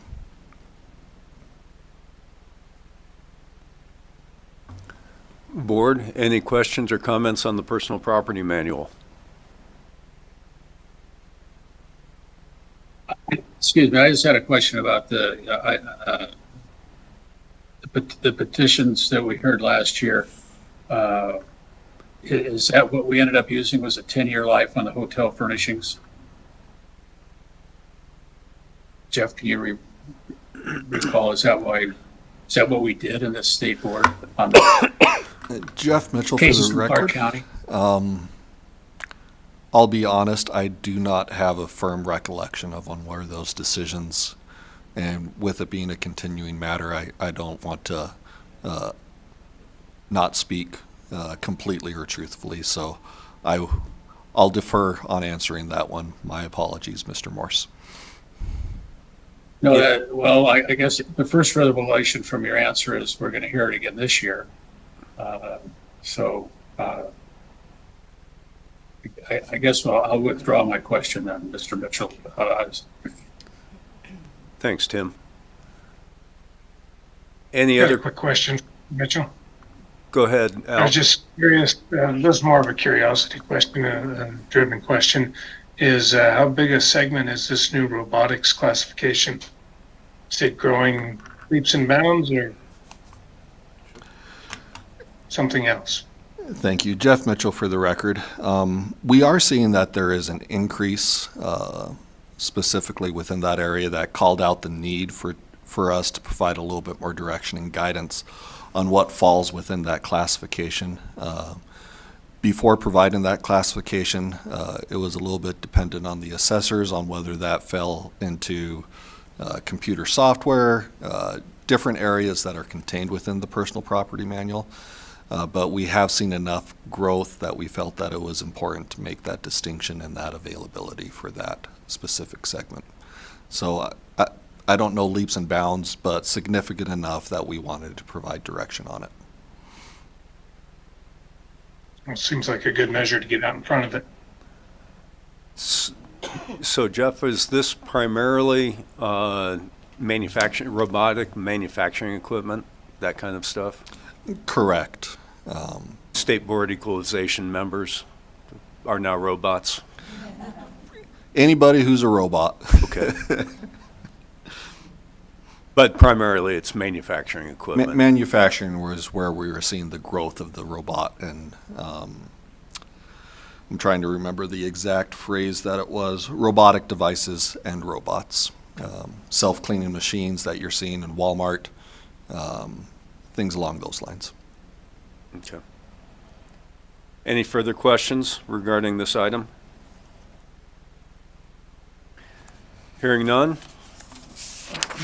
Jeff, if you want to proceed to H. Item H is the 2425 Nevada Property Tax Elements and Application Manual. This manual is produced according to statute to provide guidelines for assessment practices within the state of Nevada. This is my favorite manual, as a side note, the one that I actually enjoy producing the most. It provides a pretty comprehensive history of the Nevada property tax system within the state. It goes into the origins of this board as well as the tax commissions. For example, this board was created by AB 317, I believe, in 1975. Before that time period, it was actually the State Board of Equalization duties was encompassed by the Nevada Tax Commission. But at that time, based upon a study by the Nevada Legislature, they wanted to separate the duties of providing guidance, oversight of the statute and regulations of the valuation process from the equalization and the truing up of those values. And so to provide better checks and balances, the State Board of Equalization was created and enumerated with the different duties and decisions that fall unto it. This manual provides a great resource upon if people are interested in finding out where we are today, as well as if they have questions on agricultural property, mining assessment, net proceeds of minerals, abatements and exemptions. It goes into quite a bit of detail on each of those different topics and provides a resource to the taxpayer and to the public. In general, I don't have any disclosures, as there weren't many changes from the previous year in regarding to wording or inclusions, but again, it is updated each and every year with the property tax timeline and other calendars and dates. And it's my favorite. Board, any questions or comments regarding the property tax elements and application manual? Excuse me, Mr. Chairman. Since this Chapter 6 deals with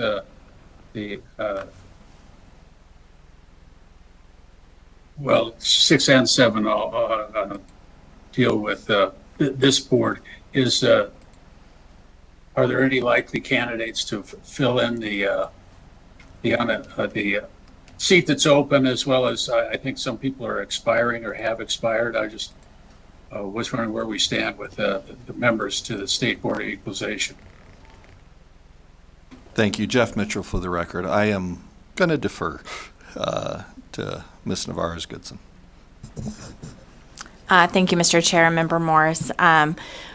Director Hughes, Executive Director of the Department of Taxation, who's the statutory secretary of this board, has reached out to the governor's office to inquire about the status of the vacancies here on the board. So we hope to hear something any day now. But I understand that there have been a couple of applications that they're reviewing, but we don't have any firm guidance yet on who may be appointed to the board.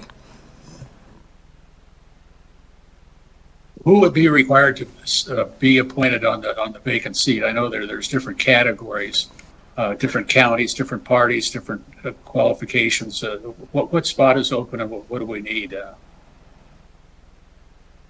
I may actually, again, Yvonne Navarez-Goodson for the record, I may defer to Christine on that question. I do understand that one of the current vacancies is going to be our position for the centrally assessed appraisal experience. And if I may, Christina, do you know the other vacancy? So we have the centrally assessed properties, and then the property appraiser would be the other vacant position. So there's 2 vacant positions now, is that what you're saying? We have one vacant position and one expired member who is carrying forward until another appointment is made. And then we have 2 members who are expiring at the end of this year. Tyree Gray expires in September, and Al expires at the end of October. So I believe Tyree, this is his first term, and so he's eligible for reappointment. And if I recall correctly, Al, is this your second full term? Or did you take over a portion of prior member's term?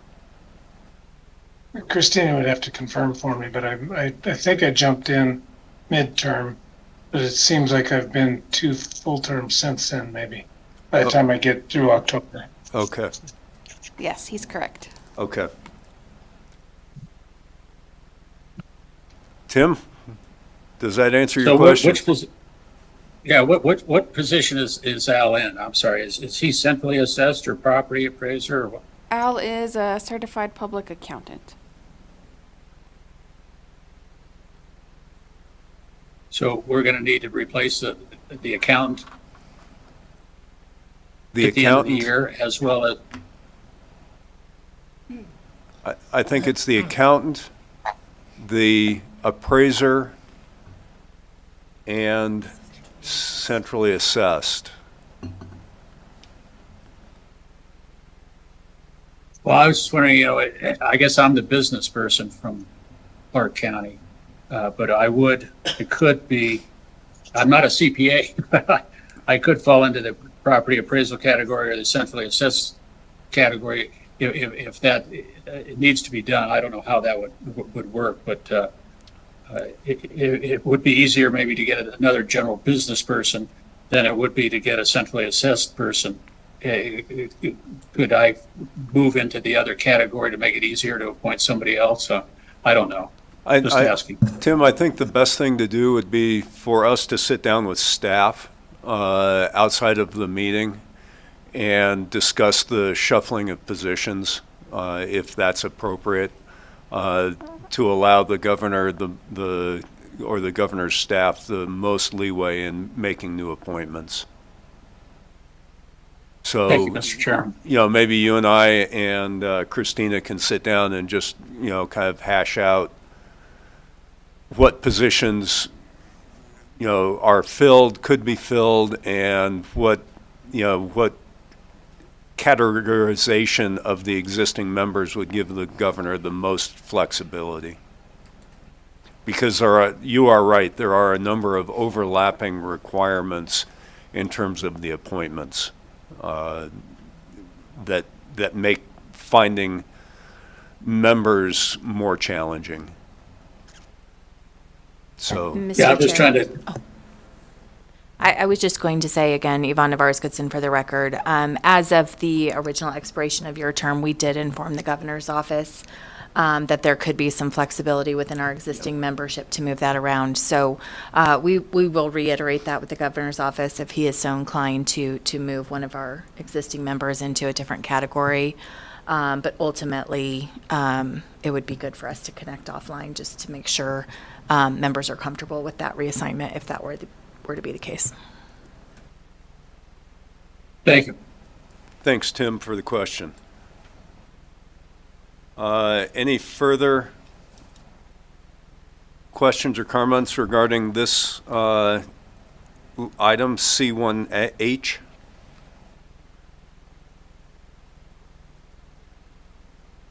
Hearing No. none. Kelly, if you want to call the next item. Thank you, Mr. Chair. Item C2, which is training from the Attorney General's office, including without limitation open meeting law, NRS 241, and ethics in government law, NRS 281A. Attorney General's office, Sam Taylor presenting. Thank you, Kelly.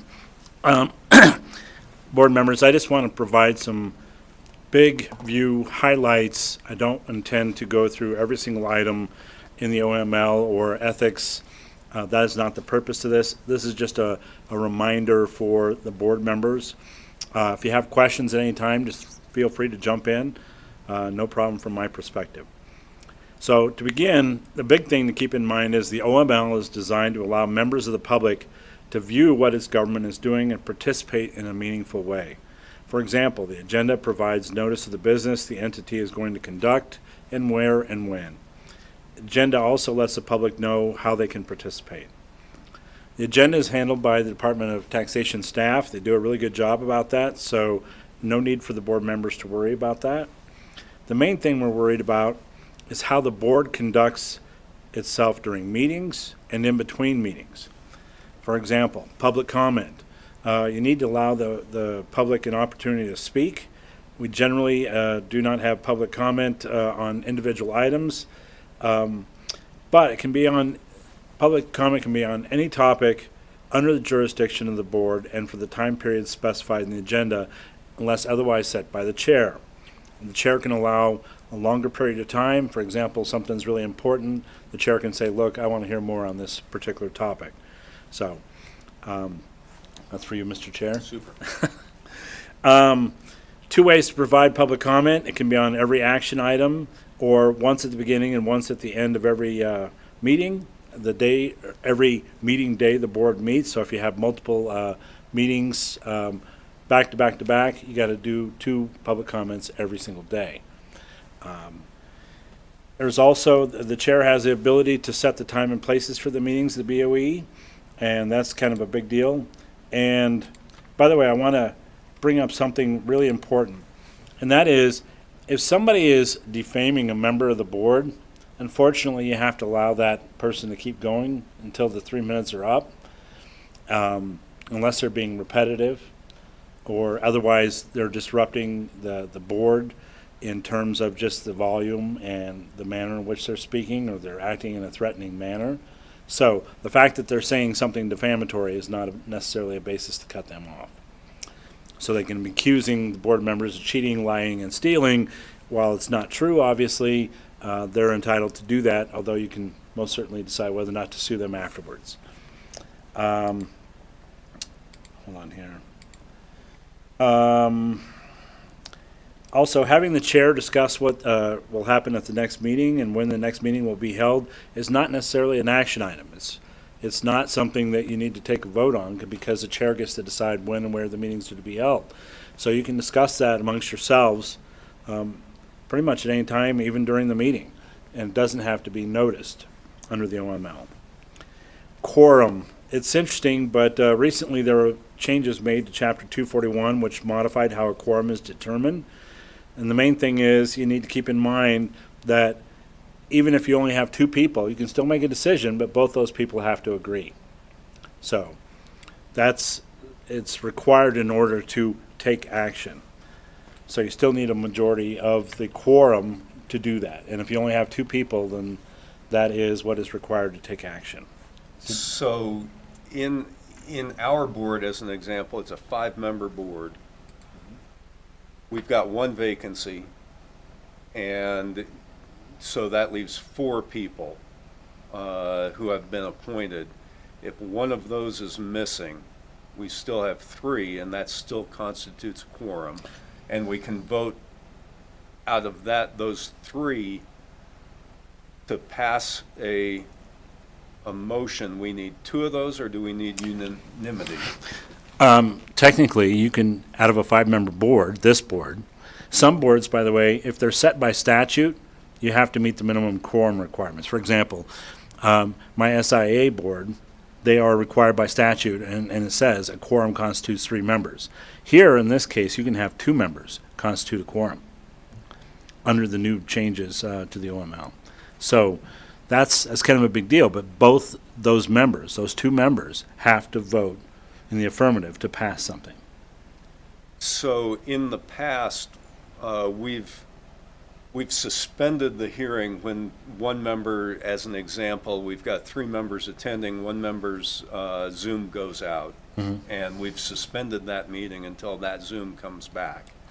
That's not necessary, but if that member's Zoom is out for a substantial period of time, then are they precluded from voting?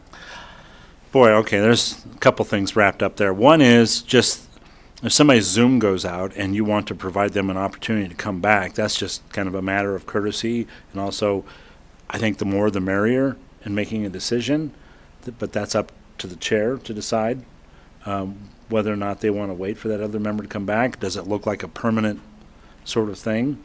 I don't know. But there's also the issue as to whether or not somebody hears what has transpired. I mean, technically, that is what is supposed to occur. So in other words, in your scenario, if somebody drops off, what you would normally do in that case is just wait for them to come back so they can hear the evidence. If they don't hear the evidence, then the question becomes, at what period of time does it get to the point where they no longer can participate in the decision-making? And that's kind of a case-by-case basis, I think, based upon what happened and how long and, sort of what evidence has been presented and those sorts of things. So on an ongoing basis, you or somebody in your position will be available to us to make that recommendation, To assist you, yes. Tyree's Zoom goes out for 2 minutes, and we don't realize it, and then he comes back, and we can make a judgment as to whether the evidence that we heard during those 2 minutes was critical. Well, you can also ask the parties to repeat. Okay. Yeah, and just go back over what what Tyree missed, yeah. Okay. So Okay.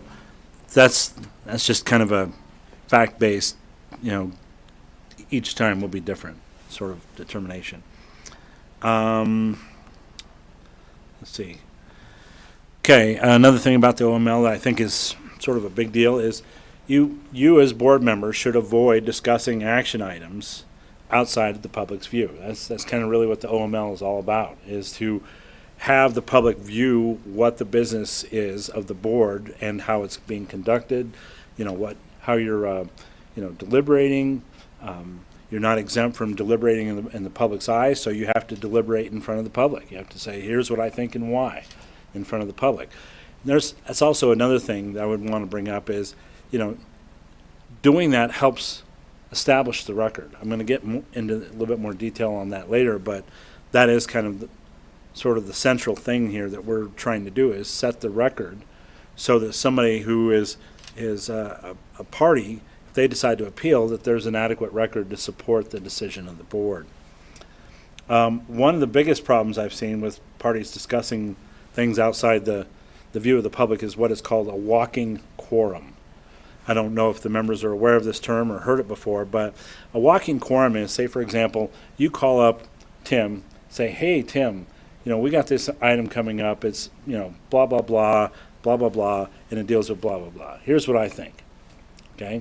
Tim tells you what he thinks. Then you subsequently contact Al and say, hey, Tim, said blah, blah, blah about this particular case. What do you think about that? Well, that's prohibited. That's basically a quorum. You're outside the public's view. It's prohibited action, and you cannot do that. So that's the big prohibitor there. I know you all don't do that, but I just figured I'd bring that up for you anyway.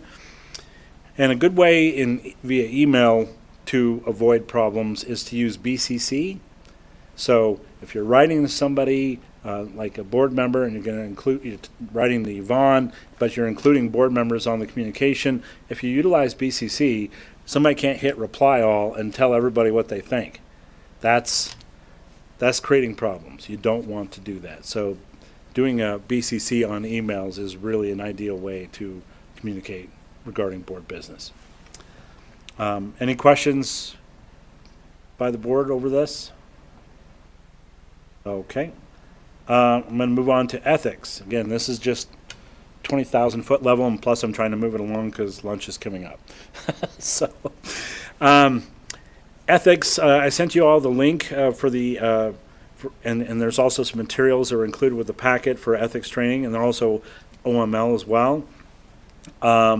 It's a good video. Yvonne put it together, and I think it's great, actually. She includes some jokes that I really like. But it lets you know what you can do as board members, and also lets you know what the Ethics Commission does. It's really kind of important to know how the Ethics Commission performs their function, because if you get into a problem, that's what's going to end up happening. Somebody's going to make a complaint against you, and you're going to appear in front of the Ethics Commission.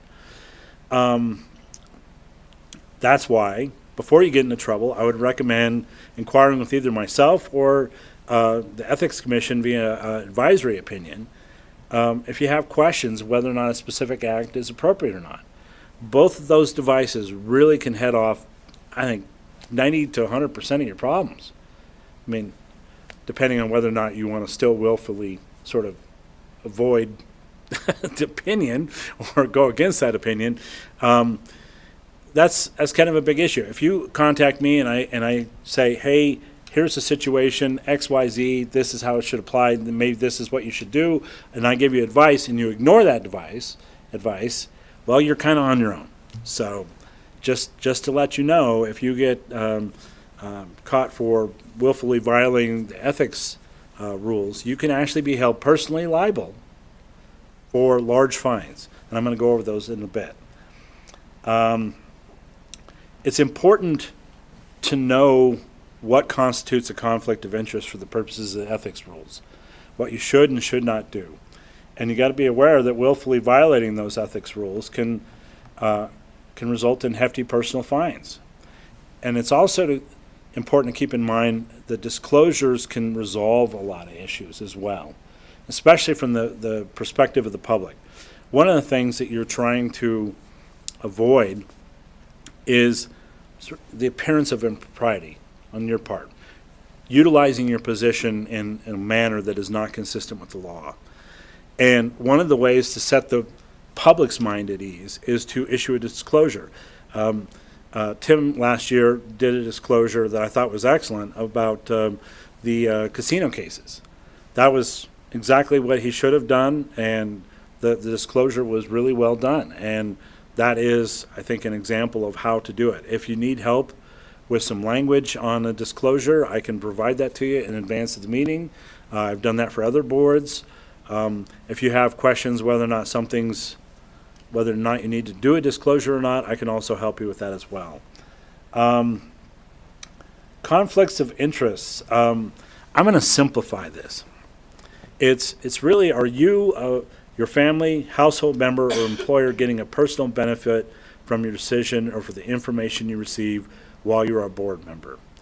A good way of looking at this is put yourself in the shoes of a member of the public and envision yourself being that member and viewing what you're doing and asking yourself, does this look or smell bad?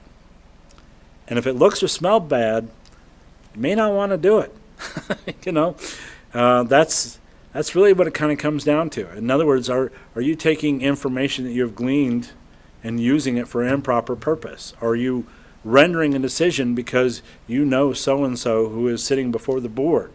Are you doing that on their behalf, or are you doing that as just a member of the board?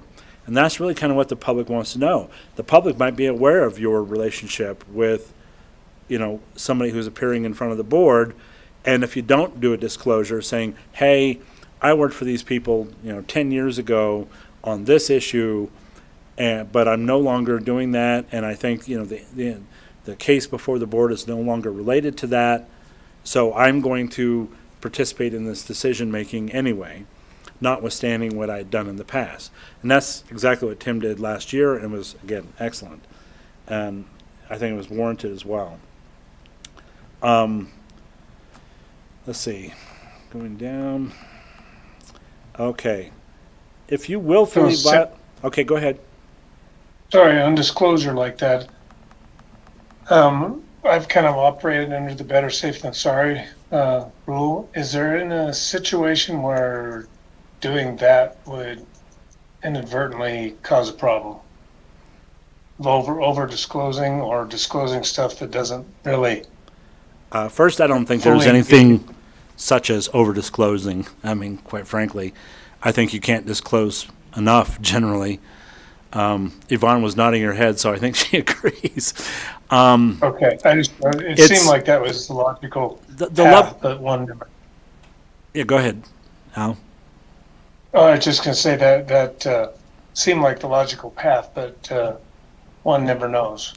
Yeah, and just an important thing to keep in mind is, I mean, if you think you're going to incriminate yourself, you probably shouldn't participate. So if you're going to disclose something that's going to cause you problems outside of the board meeting itself, you may not want to participate. And you can abstain.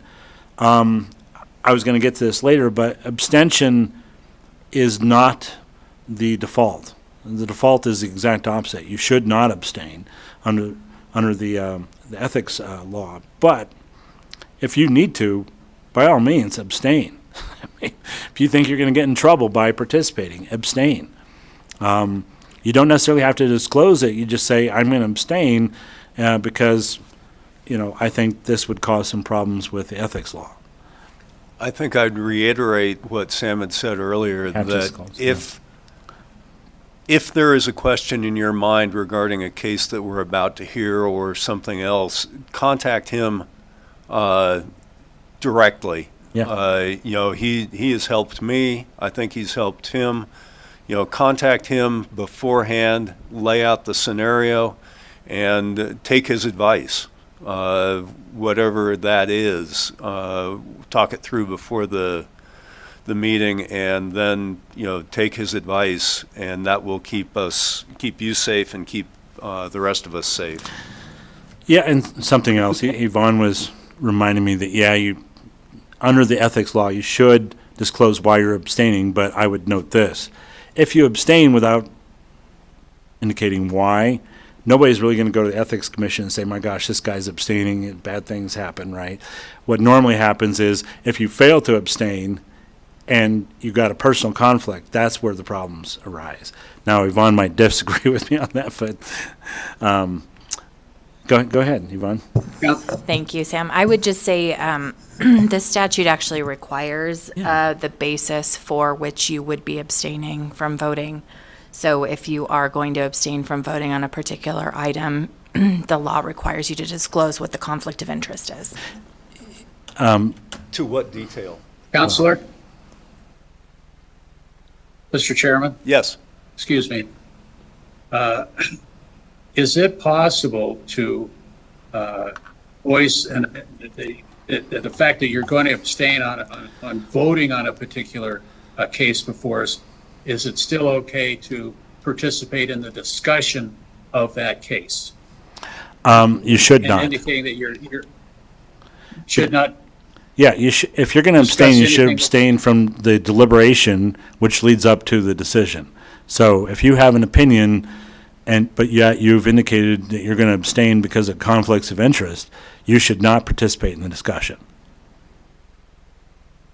Thanks for clarifying that. I've seen that at the city council and county commission meetings where a commissioner says, I'm not going to vote on this, but then participates in the discussion, which really kind of slants things. But Right, and that's, thank you for clarifying that. I understand that position in our particular board.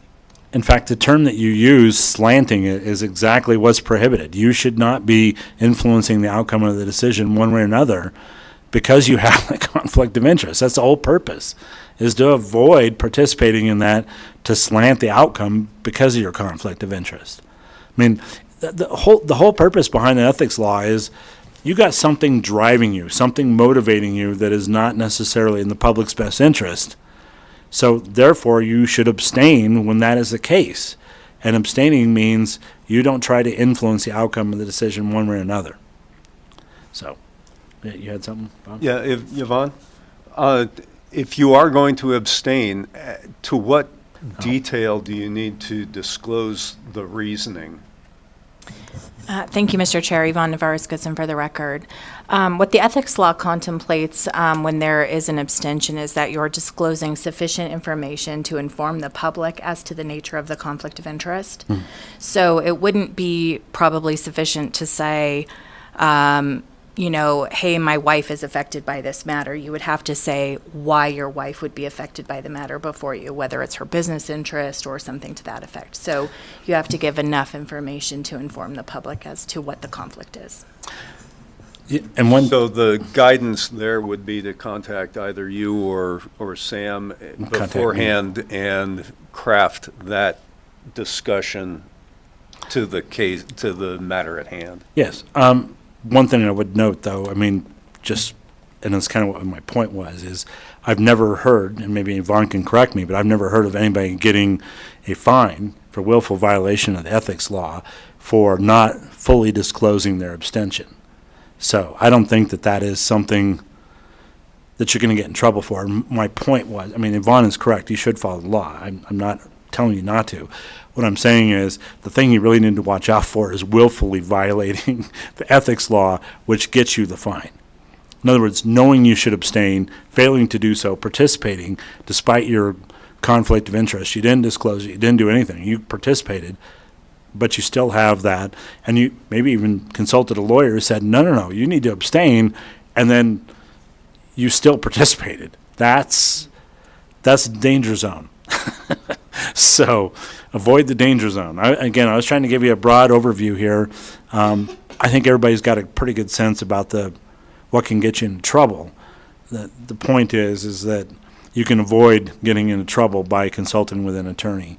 And for the purposes of this particular law, I am your attorney, or I can assist you with that, but you can also hire a private attorney to assist you as well. So just keep that in mind. Especially Could I just jump in one more time? Yvonne Navarez-Goodson for the record.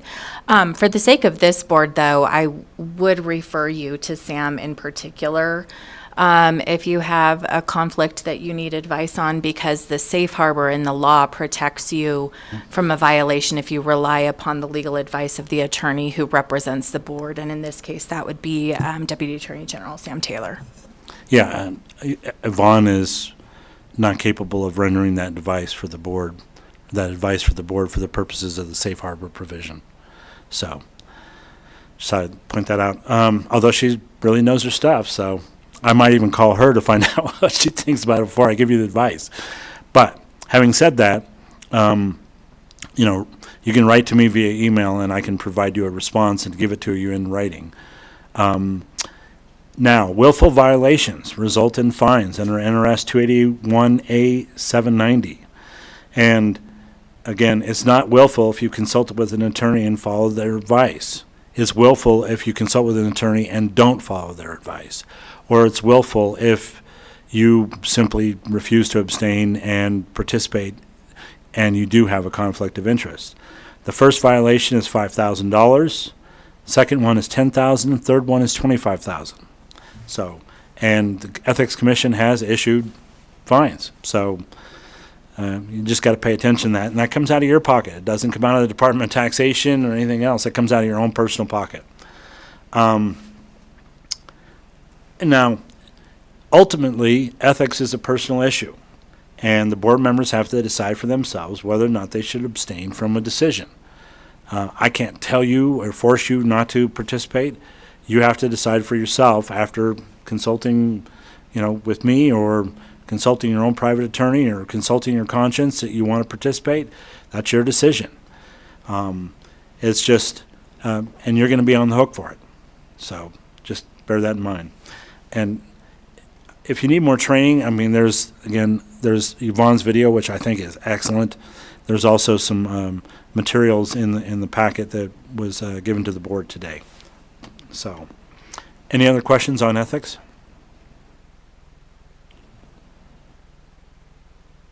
None? Okay. I think everybody understands how the appeals system works. If anybody doesn't, let me know, and I can go over that. Now, something that came up last year that I wanted to bring up relative to training here today is to kind of go over new evidence. Last year, new evidence gave us some problems, and I would like to urge the commission to stick with the NRS with respect to how new evidence is treated, when it's supposed to be provided. For example, NRS 361-360 states that all appeals must be presented upon the same facts and evidence as were submitted to the County Board of Equalization in the first instance, unless there is discovered new evidence pertaining to the matter which could not, by due diligence, have been discovered before the final adjournment of the County Board of Equalization. Any new evidence must be submitted in writing to the State Board of Equalization and served upon the county assessor not less than 7 days before the hearing. Now, 7 days before the hearing, I think last year we had some evidence that came in literally the day of. During. Yeah, during, like noon. All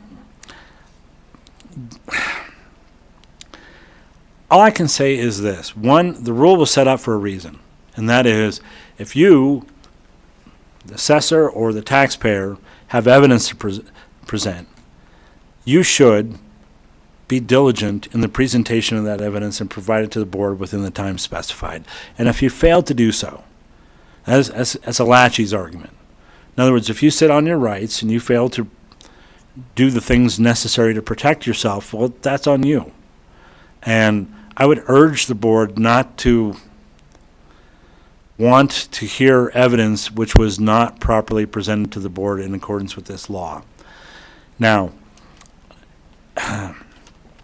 the board can still decide to do it. For full disclosure, that's on me from last year, and I acknowledge that we got behind the curve on a couple of those cases.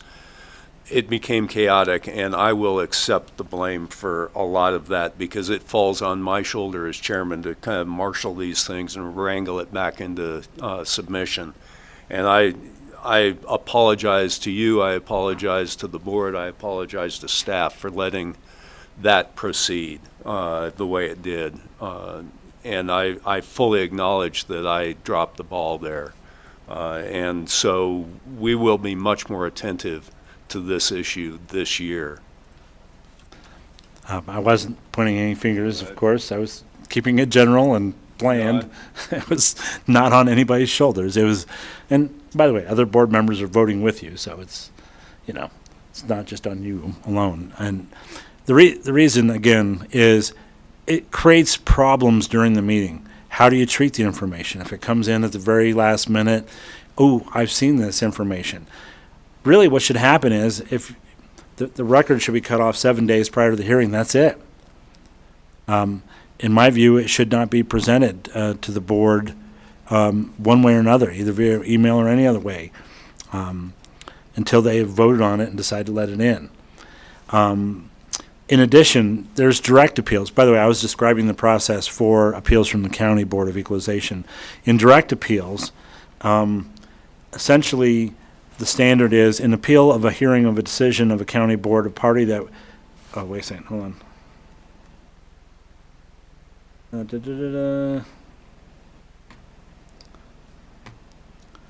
on. Sorry, direct appeals. Issues, contention, and evidence beyond the scope of a petition may be considered by a state board if the issues, contentions, and evidence are set forth in an addendum to the petition. The addendum to the petition must be submitted in writing to the Secretary of the Board and each party not less than 15 days before the hearing of the appeal. This language is very important. And the reason is you want to apprise, and the law basically is saying you need to apprise the other party at least 15 days advance of the hearing of what I, as a party who wishes to introduce this new evidence, is going to submit. So you're giving the other party a chance to digest it. I think there were instances last year where the parties were complaining that they didn't have adequate time to digest the new evidence. And, that's the purpose of this law. And, again, I would urge the board not to accept anything for direct appeals that falls within the 15 days period. In other words, if it's within 15 days or closer to the hearing, I would just urge the board not to allow it at all.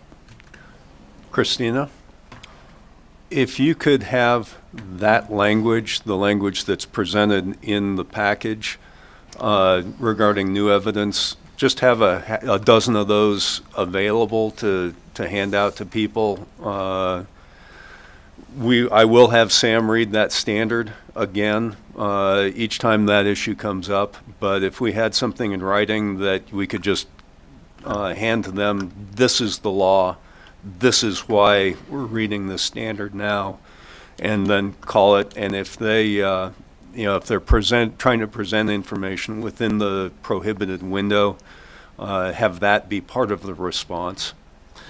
I can do that, and also we will start sending out a copy of this page along with the other ones that we do with their appeals when we send them their completed packet, so they can have this way ahead of time. That'd be great. Kind of cut them off at the pass, maybe. Okay. One additional thing I want to point out about new evidence, and it's just a final thing. A new summary or extract prepared from evidence that was submitted to a county board in the first instance is not new evidence. That's under NAC 361-739. So, in essence, there was an instance last year where I think the Clark County assessor indicated that they had created a summary from existing evidence. There was an objection made to that, but that is not necessarily new evidence for the purposes of this rule, although the board does need to make a determination whether or not it does constitute a summary of evidence that was presented to the county board before allowing, that sort of information to come in. Excuse me, Sam. Excuse me, Sam. Yes. The case that you're referring to, I think that it was a summary that the assessor had prepared, and they classified it as new evidence when they submitted it, which I think once we looked at it, we saw that it was just a reformatting of some of the data that made it more easy to understand and read, and we determined that was new evidence and we wouldn't hear it. And so now you're telling me that we should have considered that, not as new evidence, but as a summary of information that was not presented to the county board. Is that correct? Is that? I'm not sure what particular case you're talking about, but there was an instance where, I'll even reference it. It was a casino case where the Clark County assessor submitted a sort of a spreadsheet that they said was merely a summary of what had been presented at the county board. Now, again, it's up to the board to determine whether or not that was in fact a summary or not. I'm not the one making those decisions as to, that's up to the board to make that decision, that call. Is it in fact a summary or not a summary? Is it new evidence or not new evidence? That, again, is a decision for the board. I just let you know what the law is, and then you guys have to apply it. So, and we can do that each time. And by the way, if you have questions about this during the course of the hearing and you want to discuss this offline with me, we can have a non-meeting to just go over that real quick if we think this is going to result in litigation. That's kind of the standard, but or we can do it on the record in front of the parties, which quite frankly is how I'd prefer it. So the process of a non-meeting, the board would adjourn to a separate room potentially? Yes, to Okay. receive legal advice, basically to avoid potential litigation or involving potential litigation. There are instances where litigation probably would not ensue from that determination, in which case a non-meeting would not be appropriate. So, any other questions about new evidence? No, I think we're talking about the same case as last year, and Yeah, and I by the way, appreciate your answer. Thank you. yeah, just FYI, I think Clark County did characterize it as a summary of existing evidence. It might have been put into the record as new evidence by maybe staff. I'm not sure, but I think Clark County did on the record, if I recall correctly, say that it was a summary. So, again, Yeah, but I think when they submitted it as new evidence, which it really wasn't. It was really a summary of the information that was presented at the county board. It was a lot easier to understand. yeah. So and- thank you for clarifying that. You're welcome. Okay, moving on. 360 basically says that a state board may not reduce the assessment of the county assessor when the appeal involves an assessment on property which the taxpayer has refused or without good cause has neglected to include in the list required of the taxpayer pursuant to NRS 361-265, or if the taxpayer has refused or without good cause has neglected to provide the list to the county assessor, or number 2, which I think is pertinent, taxpayer has without good cause refused entry to the assessor for the purposes of conducting the physical examination authorized by NRS 360-260. This came up in the context of the case, I think it happened in Nye County. Not Nye County, It was was it Hilton who was the assessor? No. White Pine, that's it. Yeah, thank you. Keep forgetting. That's an issue, and essentially, in order for you to apply that particular provision, you need to make a determination, in my view, that the assessor has in fact refused entry or been refused entry by the taxpayer. Thus, such a finding would basically preclude you from reducing the assessment of the county assessor. So, I think that's something we need to bear in mind. If somebody else makes a claim in the future that the assessor is saying, I've been denied access, I think it behooves the board to make an inquiry as the scope of that assertion by the assessor and determine whether or not the assessor has in fact been denied entry. And if so, then the assessor's assessment must stand pursuant to this particular statute.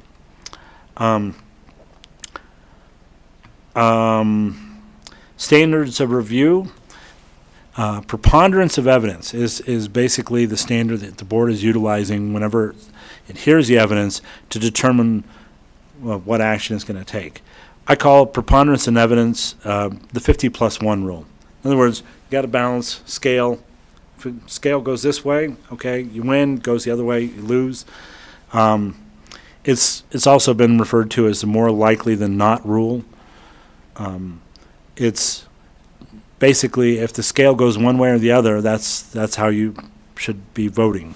Now, there's also the requirement under NRS 233B 135.3, which indicates very clearly that you, the board, must have sufficient evidence to support any reduction in the assessor's taxable value.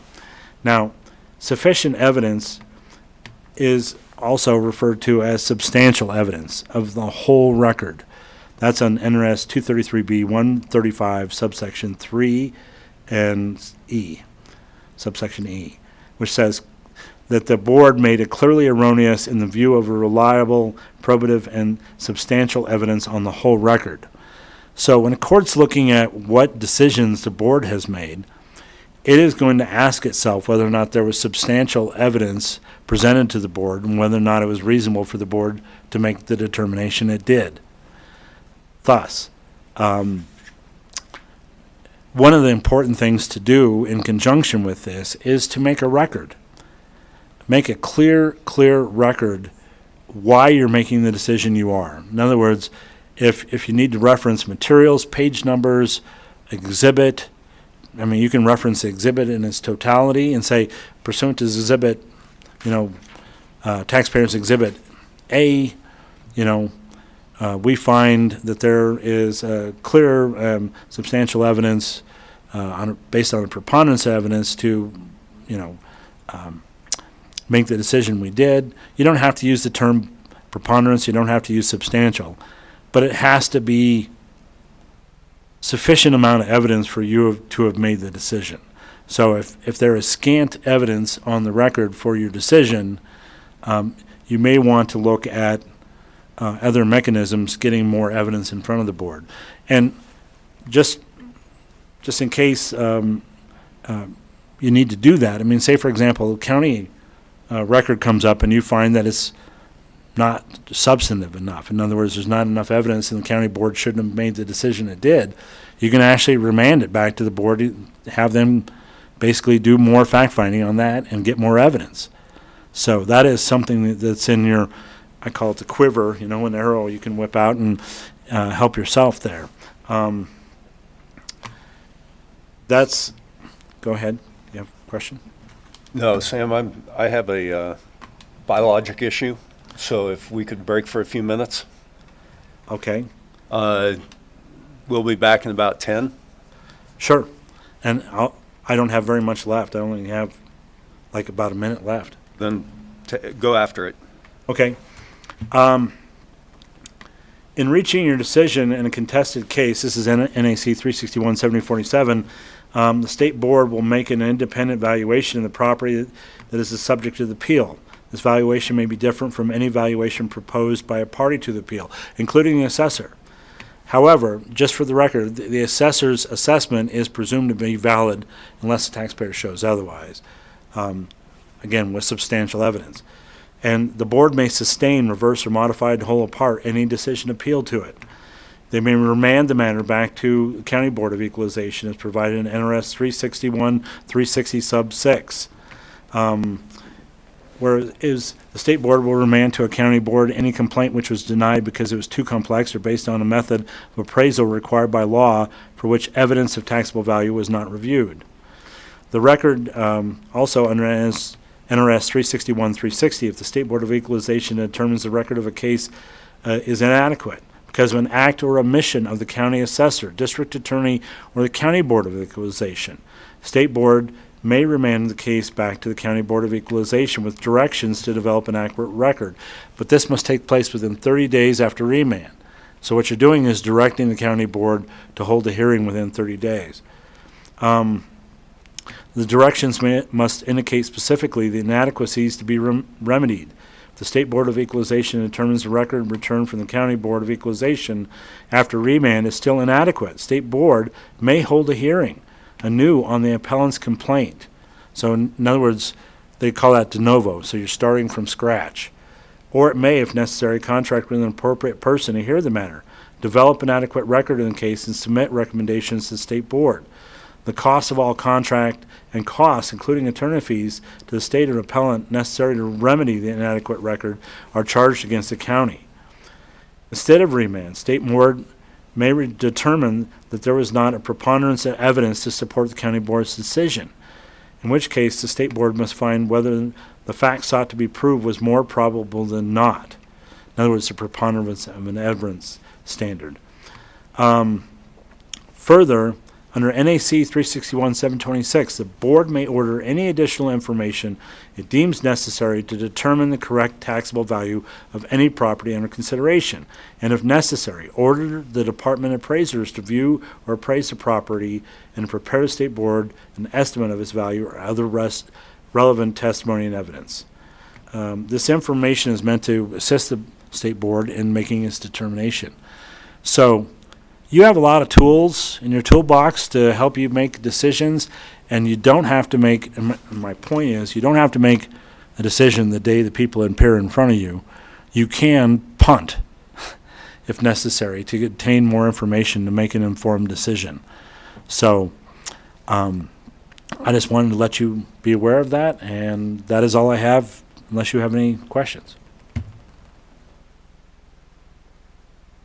Board, any questions? No questions. Good stuff. Good reminder. Thanks. Hearing none, I am going to take about a Thank you, Sam. 10-minute recess, and we'll be back to close the meeting when I get back.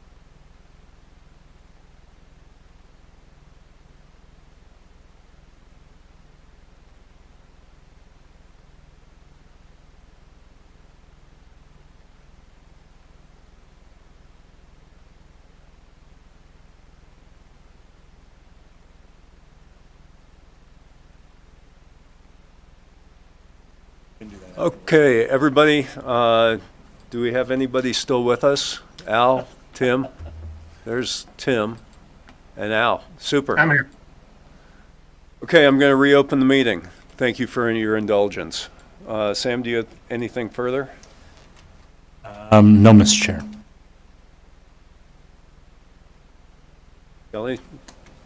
Thank you, Mr. Chair. The next item is briefing to and from the board and the secretary and staff. Item H for possible action, proposed hearing schedules and docket management.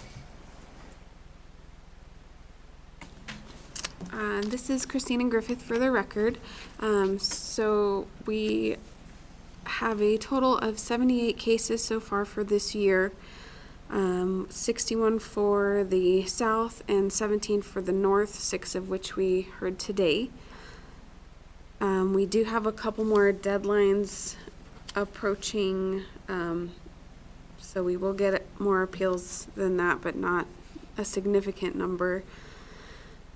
We were looking at the end of June, possibly the 24th, for a one-day hearing up here in the north to knock those out, pending approval of the board members' schedules, which we can do offline. 2 to 3 days in Vegas towards the end of July, and then a September cleanup meeting. So that would just be pending the schedules of the board members and the AG's office. And based upon your review and your experience, you think those 4 or 5 days of hearings would be adequate to handle the workload?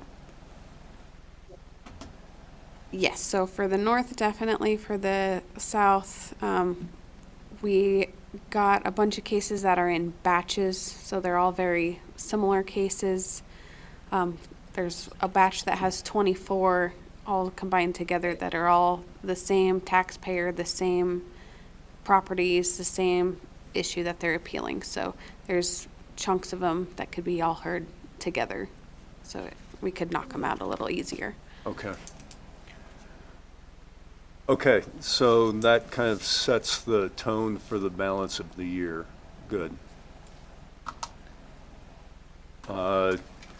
Board members, make sure that Christina has your dates of inavailability or availability, depending on how your calendar looks, so that we can get those dates established. I'd like to have this year get this taken care of before the deadline. Last year we were bumping up against the deadline at the end of October, and it was giving me a lot of a heartburn just because of the timing. The other thing I'd like to do is I would like to encourage the board members to attend the meetings, the upcoming meetings in person if at all possible. It's my view that the taxpayers get a better feel for our commitment to performing the duties to which we've volunteered if we're here in person. And so if that is at all possible, I would encourage it. And travel arrangements can be made with, or, through Christina or his staff.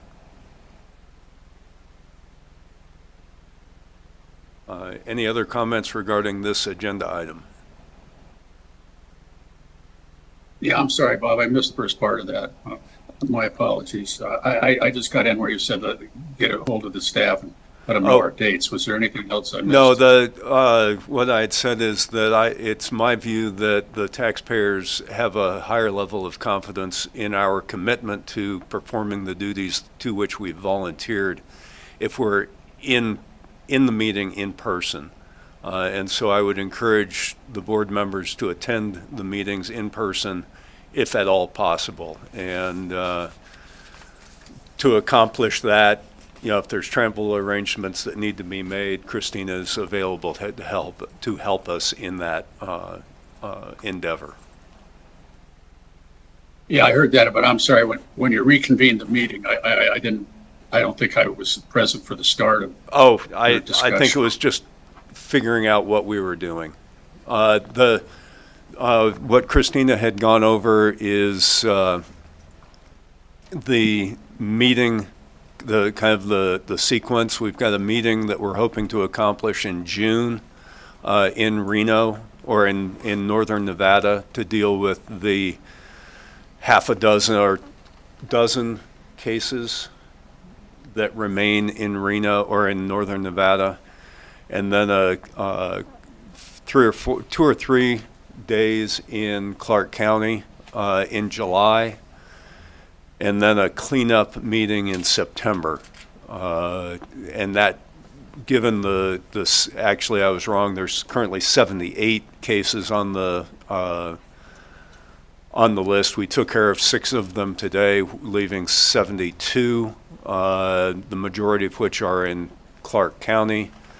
And several of those, or at least a couple of those, are blocks of properties that are presented by the same taxpayer or representative of properties that are very similar to one another, and we would be able to handle those as a block. And that would, between a couple of cases that I'm aware of, would probably take care of as many as 30 of the 72 in a couple of blocks. And so the number is daunting. The number of cases that we'll hear is probably not that bad. Is that an appropriate characterization? So I think now you're caught up. Okay, I'm sorry, I missed the first part of that. That's okay. And also, if there's any interest just for the county boards, it looks like overall their numbers went up this year by 213 cases. So last year it was 1,031 cases. This year they're at 1,244 cases. I want to, as part of my comments, I want to thank the county boards for the work that they do, because their job is a lot harder than ours, I think. So if any of those people want to be on the state board, this is the time. Take a break and volunteer for this board. Kelly, what's our next agenda item? Thank you, Mr. Chair. Item K for public comment. I will call for public comment. If there's anybody on the Zoom who would like to give public comment, please hit *9 to raise your hand on the telephone to be entered into the queue. If there's anybody in the room who would like to give public comment, please feel free to go up to the podium. If you would like to offer public comment today, I'm sorry? if you would like to offer public comment today, please press *9 or raise your hand in the Zoom client to take your place in the queue.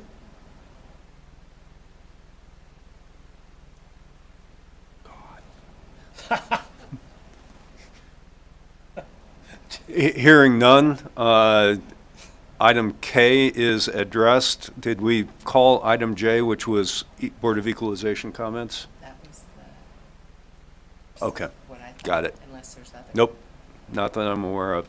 Board, do you guys have any other comments, which would fall under agenda item J? Hearing none? Mr. Chairman? Yes, sir. Mr. Chairman, excuse me. I guess we were talking about the meetings and when they're going to be. And is it the chairman's prerogative then to determine which cases would be heard in a certain order? Or is it the board's discussion or general practice? Or can you give me some guidelines on that? Because I have kind of an opinion of the order in which some of these cases could be heard. And I'm referring back to last year where we had the one case from White Pine County where the taxpayer had to wait all day to listen to all of this meetings, and then make their case in a few minutes just before 5 o'clock. Then we had him come back for a subsequent meeting. I was hopeful that those type of cases that are by individual property owners be maybe presented a little bit more timely to give the taxpayers a little bit more of a break on how much time they have to spend in accomplishing their appeal. It's my understanding that it is at my discretion and I will, as chairman, and I will endeavor, as you saw today, we are able to take agenda items out of order, and I will endeavor to be more conscious of the burden upon individual taxpayers for the coming year. And if, I'm open to suggestions during the meetings or beforehand in terms of setting the agenda during the day. You and I had spoken about that issue last year, and I'm going to try to be better at it this year. So thanks for. Thank you, Mr. Chairman. I appreciate your endeavor to help the taxpayers.